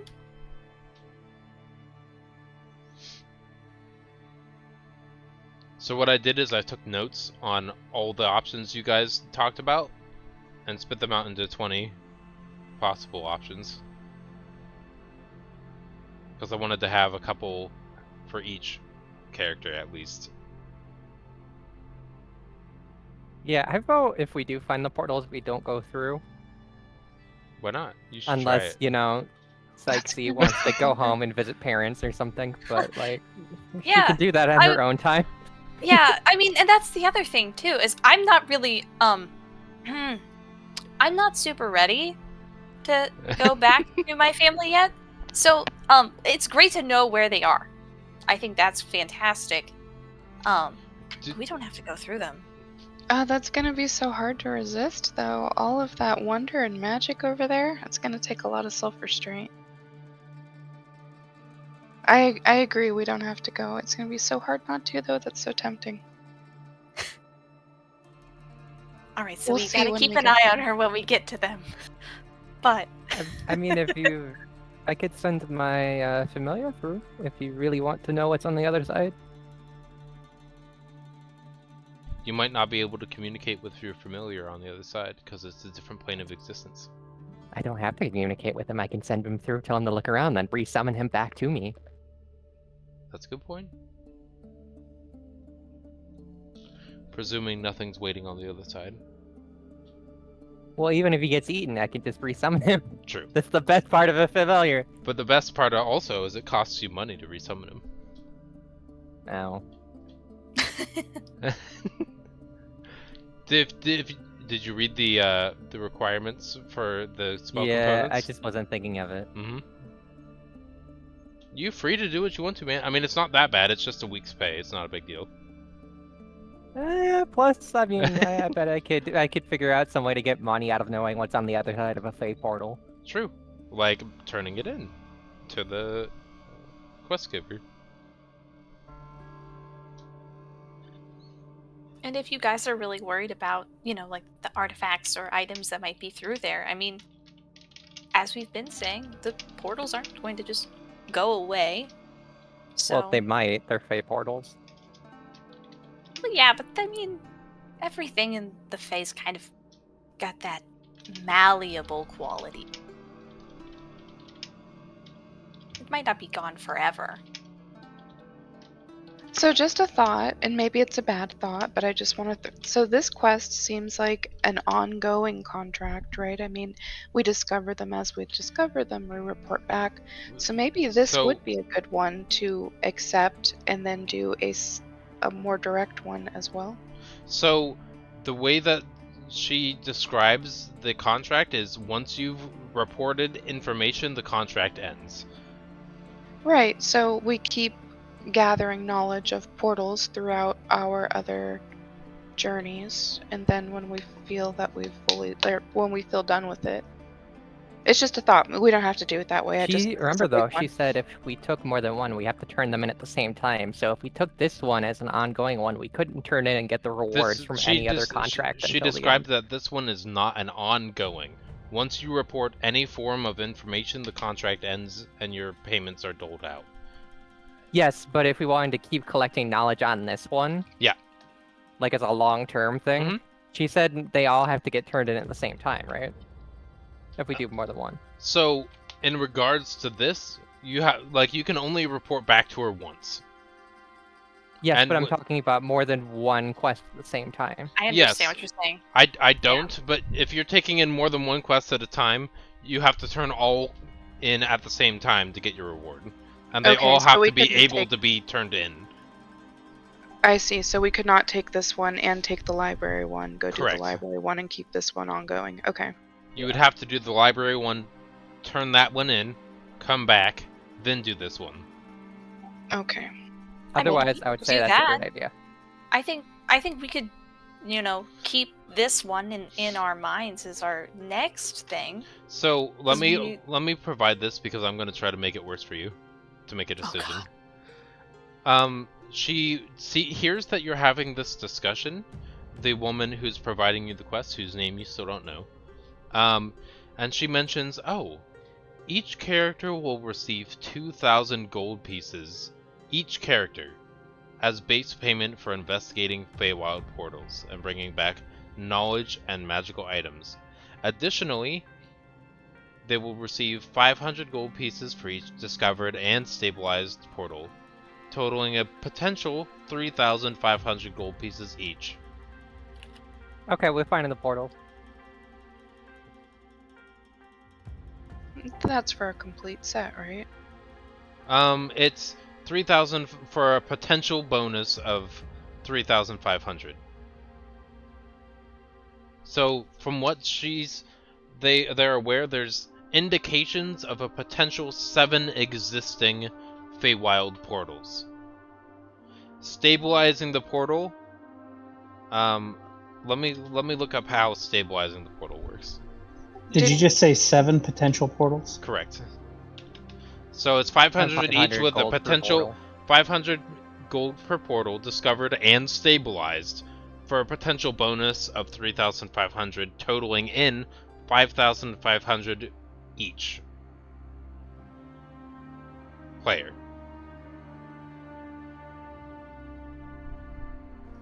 I could open a tea shop. Yep. That's a lot of ducats. You could open several.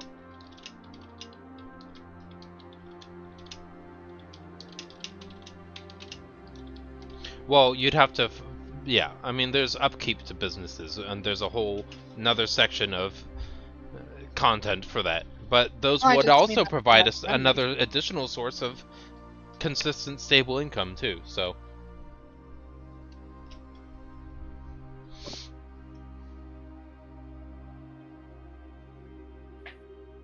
Okay. Well, we've made the decision, right? This is the one we're going, or we're discussing, and we haven't made this commitment yet. I'm committed to it because I want money, and also it's be nice to have these little portals that we could go investigate for stuff if we wanted to. I Yeah, just I'm want to down make get sure started. that we are not going to initiate the contract until each individual person has chosen to sign. Sexy has her quill in hand already. Cool. Yeah, I'm ready to commit. Well, What about Lyle? Yeah, that's a lot of money. Cool. Good to know.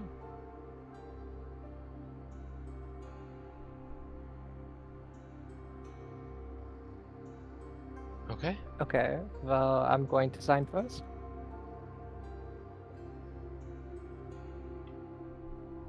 Okay.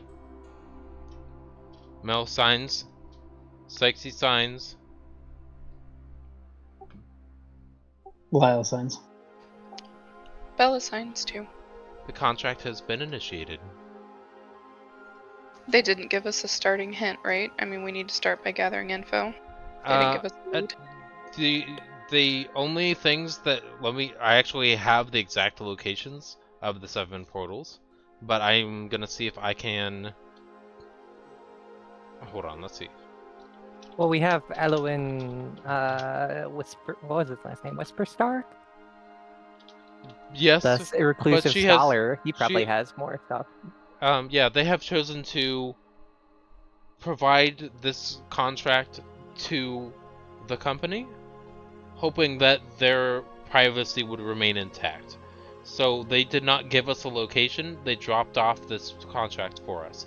So if you can find them, then perhaps that would be a source of information. But there's likely to be a difficulty finding that individual. It is an option, though. Scholars write books, though, so I wonder if there's a bookstore or a library or something that we could find any treatise written by this scholar.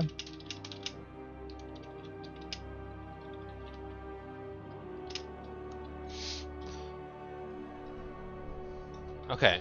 I have. Elwin actually. Sorry, the tall elven woman says, "Oh, actually, we do seem to have some hints. Of course, they're not just. This is where they are. Of course, it's dealing with a Feywild, so of course it's a riddled hint for each of the locations." Oh god. Ooh, fun. Riddles are fun. So the 7 the 7 hints are: seek the silver birch where dryads dance with glee. Their shimmering leaves point the way to where the portal might be. Don't worry, I'm also going to post all of the hints individually. That too. was my next question. Thank But you. I'm just going to read them out loud because that's what she's doing, but then she'll provide the information once that's done. Okay. The second one: behind the veil of water's flow, a portal hides where whispers go.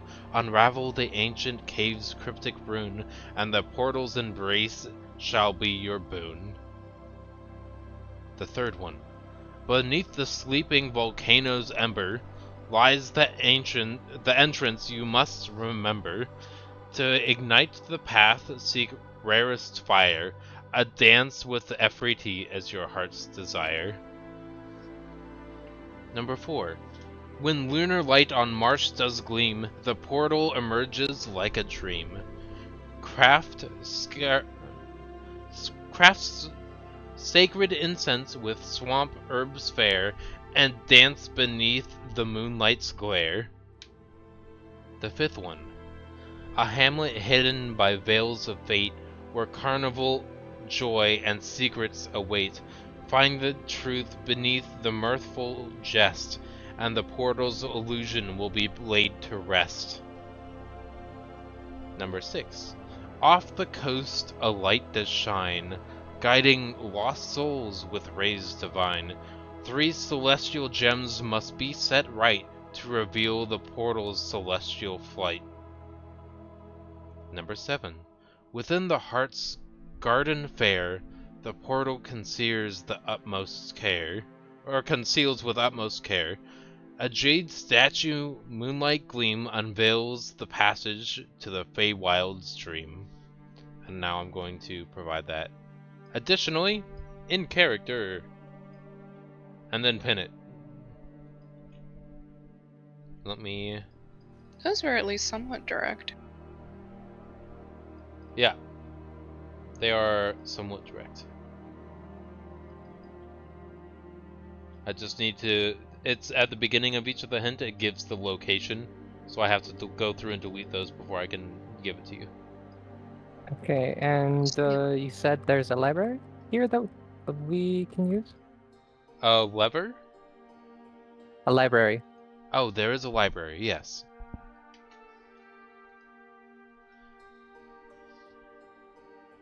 Can I ask where it is? Oh, of course. It is... So, I want to make sure that you guys know, there's this... When you guys entered this office building, it was one of the bigger sized buildings, with only this as the entrance, and then the office. So there's only 2 rooms. There's the waiting room, and then there's her office.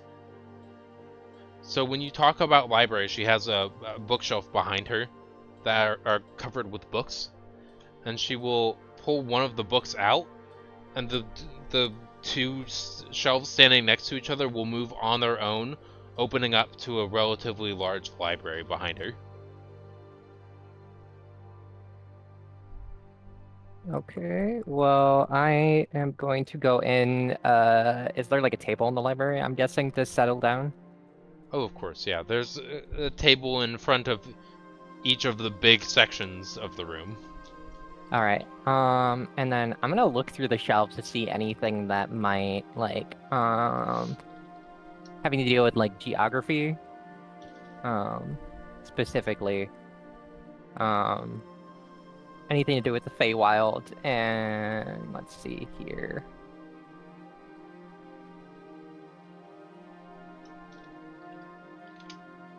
And like the history of Waterdeep. Okay, why don't you roll me an investigation check? And I heard Can so Yeah. yes. Can Sykesy help them by, as they're trying to pick tomes, like looking specifically for ones that are in Sylvan and using her ability with that language to help maybe find some relevant Fey information about and regarding Waterdeep? So I want to kind of like assist with Sure. that skill. You may both roll individually, or one of you can roll with advantage. Yeah, you can have advantage. Okay. I know good. Then that gives me. You said investigation? Investigation, correct. Yeah, 21. Okay.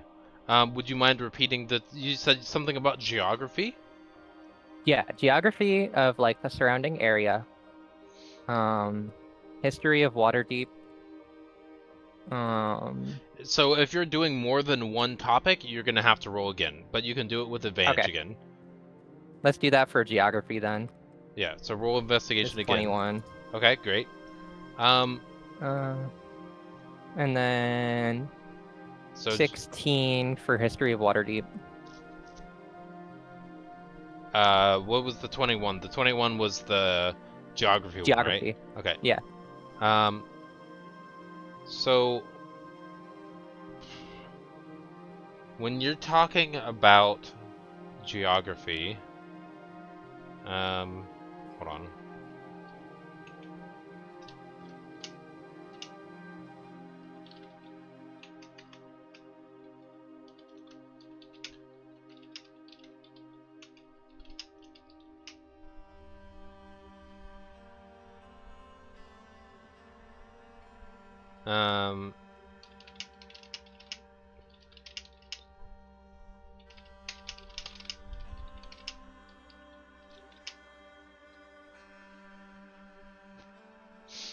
Okay. So, when you are interacting with the geography, you actually find a book that's kind of on the second shelf from the top, kind of slightly off center on the left side. That is called Feywild Enchantment: A Geography and History of Mystical Realms. From the introduction, as you're reading through it, you can see the table of contents. You see introduction. Introduction. Chapter 1 is then Introduction to the Feywild. Chapter 2, 7 Portals of Wonder. Chapter 3, Enchanted Landscapes. Chapter 4, Fey Beings and Creatures. 5, History of Feywild Realms. 6, Fey Magic and Artifacts. 7, Interactions Between Worlds. And then the conclusion called The Call of the Feywild. Which ones stand out to you, and I'll provide more information. Interactions between realms, since we're looking for portals. Sure. This chapter delves into rare occasions when Feywild and mortal world intersect. Let me provide more information for you.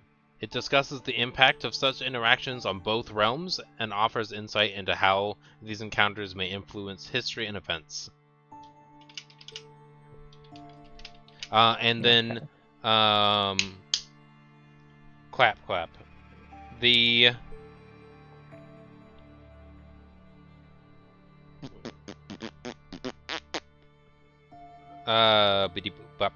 Sixie, also you are aware of this information as you are there with them, helping them out.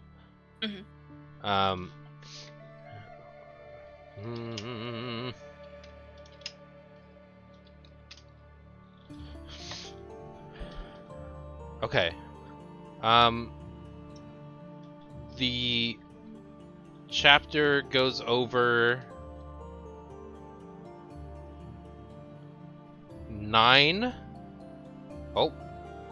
10 sections.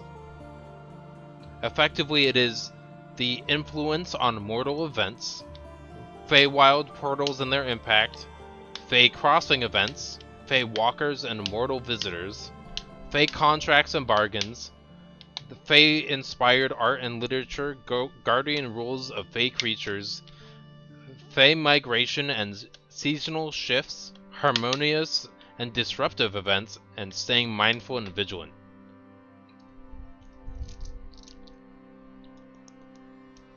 It's weird to see people who aren't Fey talking about me and my people. Yes, true. Like, oh, seasonal events. That's like what we're about. Oh, mortals crossing over. Oh, that's me. I could written this chapter. I couldn't. Did you want to go through this book to see if there's anything that because I mean you know more about the Feywild than I would. Well, I think that I could answer a lot of questions about, people coming through and the seasons and the creatures somewhat. I didn't go everywhere in the Feywild, but yeah. I think what we want is more specific about the portals themselves, or we're supposed to find a ritual. I need an intelligence save from both Sixie and Mel. Intelligence save. Save? Oh god. We're all together, correct? You can be. They just had said that they were gone, but you did not participate in saying you followed. So I you thought we would stay together. Then yeah, I can presume that you guys stick together then instead of separation. Can I participate in the conversation, or I'm not there? Absolutely, I'd like yeah. to be there. Yeah, I did I notice assumed that we there were was all a in here- chapter probably all about gonna the be in 7 here. wondrous portals. Can we switch to that chapter? Ooh, that's a good idea. Also, It's for the my same. intelligence save, I got 23. Okay, yeah, you came up. As soon as Bella mentions that, what was yours, Sexy? 4. Cool. So, you're very much enraptured about, yeah, I can talk about the concepts of the Feywild. I was there. I mean, I know all the information. And then you're just so enraptured that you completely forget the concept that there's talking about the 7 portals, which is the focus of the contract. Yeah, there's like some nice drawing in there of the Feywild, and I'm just like, ooh, shiny.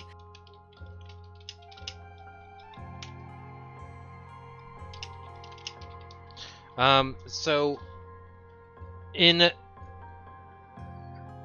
the hold on, I need to make sure that I am doing this correctly. Okay, cool. There, within this main chapter, they go over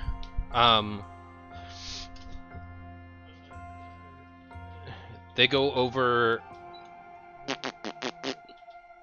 9 subsections. The first one is the nature of Feywild portals. This introductory section sets the stage for the chapter, explaining the essence of the Feywild portals and how they connect the realms. It touches upon the idea that the Feywild is a reflection of the mortal world. Each portal is unique, mirroring the essence of the location where it is hidden. It then lists off sections of... Here, let me just read through it, because I'm sure you guys are going to look through the whole chapter. Sorry, yeah. No, that's good. I'm fine with that. Silverleaf Glade. This section focuses on the first portal found in the Silverleaf Glade. Don't worry, I will also post this information. I will post this chapter. I'm not going to post the entire book. Mhm.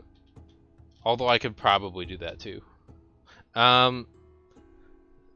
The section focuses on the first portal found in Silverleaf Glade. It describes a tranquil forest clearing and the sacred pool, and the let me look this word up. Enigmatic? Enigmatic, yep. Guardian Dryad who watches over the portal. Readers learn about the legend of the Silver Leaf that opens the portal and the importance of respecting nature's balance to access its wonders. The next chapter talks about Whispering Falls.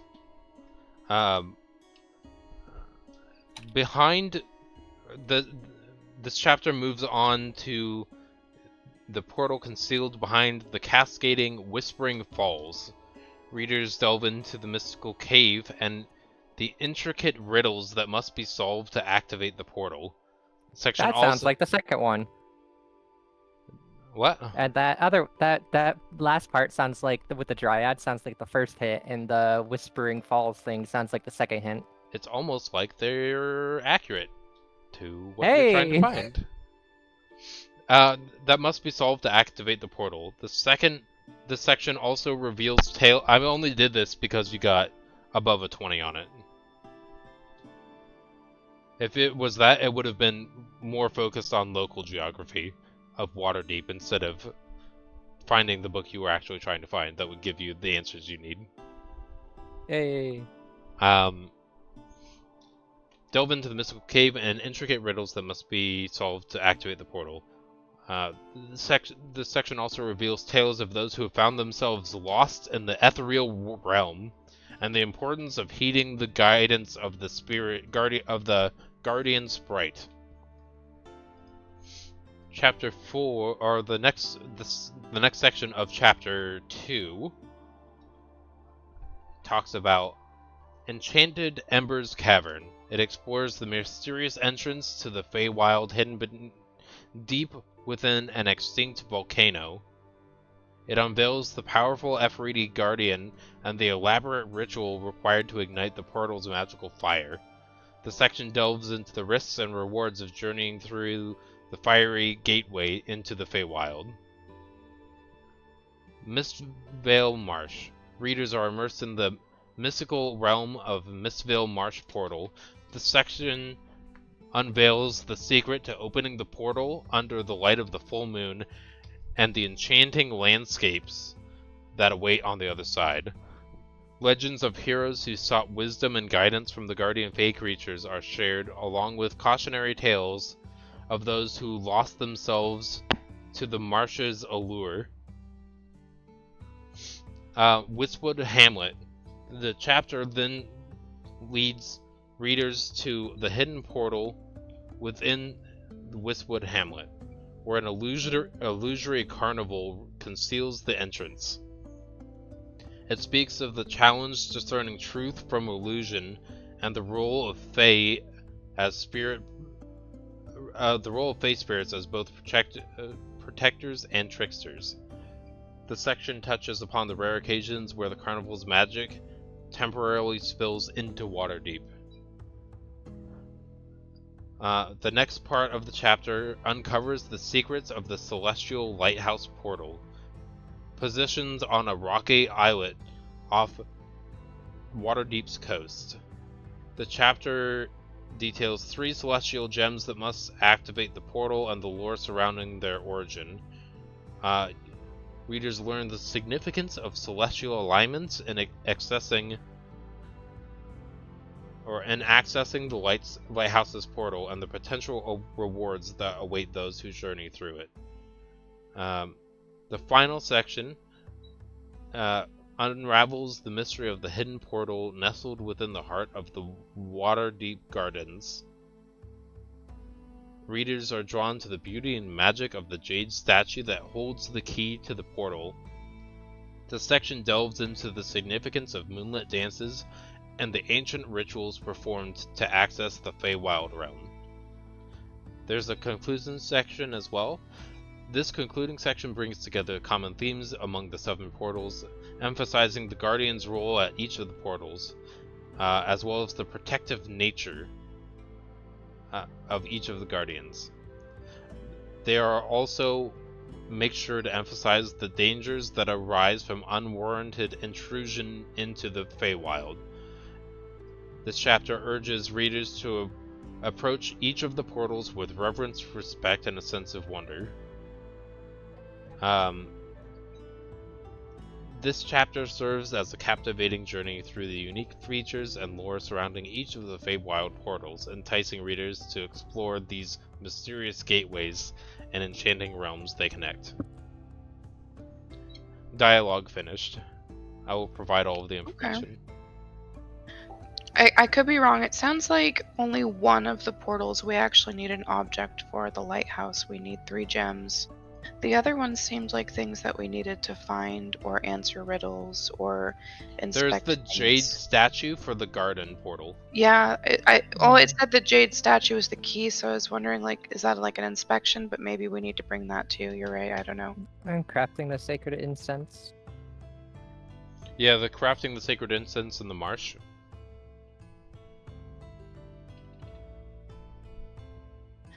I mean, I think soon as is it to spellcasters, the we next have full incense, moon? right?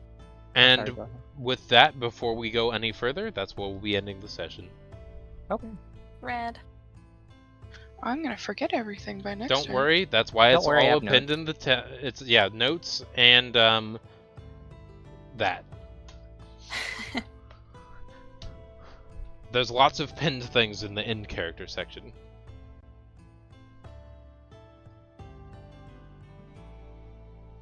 Because it sounds like 2 of them we need to have something to do with either the full moon or like celestial bodies being on the right spot. So we might want to do those ones first if we can, so that we don't like have to wait like, you know, a month for the next full moon, or you know, however many years it takes for the celestial bodies to line up again. Mm-hmm. This portal only opens once every 20,000 years. I was reading about Waterdeep's history this morning while I was waiting for game, and I was reading about the festivals of Waterdeep, and there's a couple of festivals that kind of align with those too. I hope it's not that, like, I don't hope we don't have to wait for a festival. There was a Insert shrug and carnival DM. festival, and there was a Sylvan festival where the veil to the Sylvans is thin. Well, we Keep don't it- have to find all of them. Keep in mind though that right, like time skips can be a thing because you can just take a downtime week. Hmm. Right? Cuz you're on salary right now. You're Yeah. effectively on a retainer. Make the company just wants to make sure that you are focused on this task. And so they're providing you enough money to effectively cover most of your expenses each week, like bare necessity expenses like rent and food sources. So you don't have to worry about working somewhere else. You work for them for their contract. Yeah. By the way, your salary goes up by 5 gold for actually, I don't know if it's 5, but your salary will go up when you advance a rank in the company. Okay. Which you talk with the elven woman inquiring about when the next rank will happen, and it's player level 1, which is level 1 for the probationary adventurer. Then it's level 5, 11, and then 17. Okay. At which point each of your magic items will go up in use. That your items that you get from the company also rank with you. So they get more powerful the higher you are in the company. Interesting. Gotcha. It's a scaling magic item.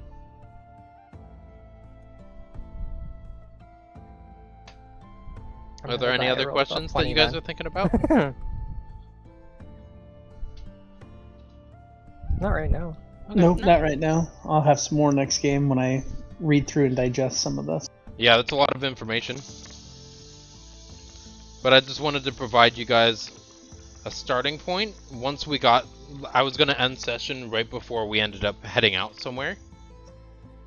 And I think that this is a good addition, the exploration in here. Because it seemed a little early to end, because you didn't really have a lot of guidance as to what you would want to do. But now that you found information that can guide you into a specific direction, at least, yeah. Some of them, from what you gather, probably are not in Waterdeep. Mhm. It says in or near. Yeah. So, If you hadn't have given me advantage, I would not have gotten that 20, just saying. I know. But then Ayo. you would just have to go to talk with sages or something No, else. I meant more like I was thanking her for... I got you. Because the other one was 3. Mhm. You would have learned nothing. This is a book. This book is made of book. Ah, yes.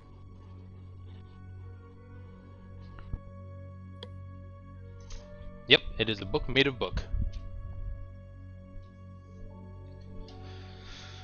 Alright, well, I believe...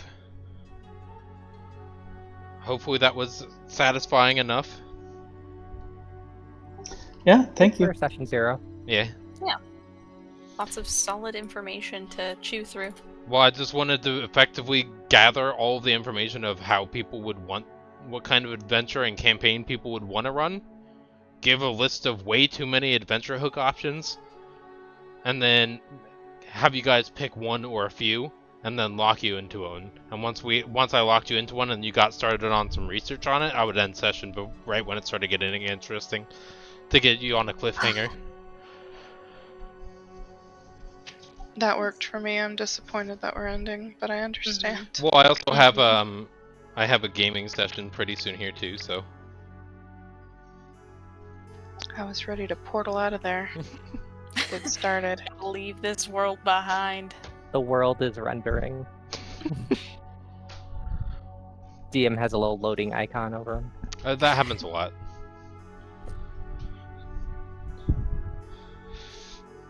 So we are What level? weekly- If we did all of it and we got how much experience each? It's let me do a calculator, because if you did the max, it should be what 3,500 or something. I put it up Per there. person or split through the party? The experience is split for the party. The money is not. Okay. So we'd have to look into that a bit more. I think it would get us to level 3 each. Yeah, presuming you did all of the stuff, you might get up to level 3.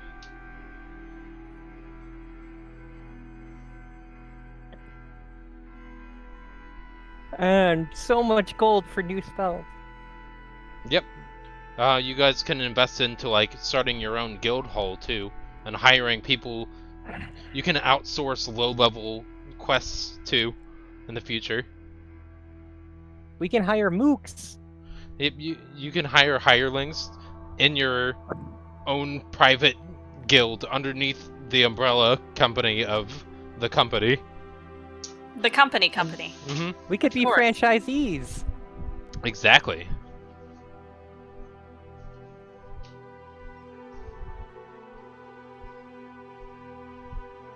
That is a good option.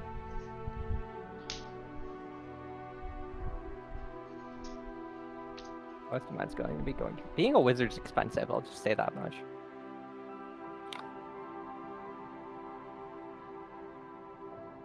All right. Well, thanks for the game. I'll talk to you guys later. Yeah. Okay. Are we next Boy. week? We're weekly, right? No, bi-weekly. Yeah. Or are we bi-weekly? I don't remember. I think we're weekly. Rad. Since we're doing Sunday, it's every week. Woohoo! Cool. Alrighty, then I'll see you guys next Sunday. Yeah. Bye. Bye, everyone. Lovely meeting you all.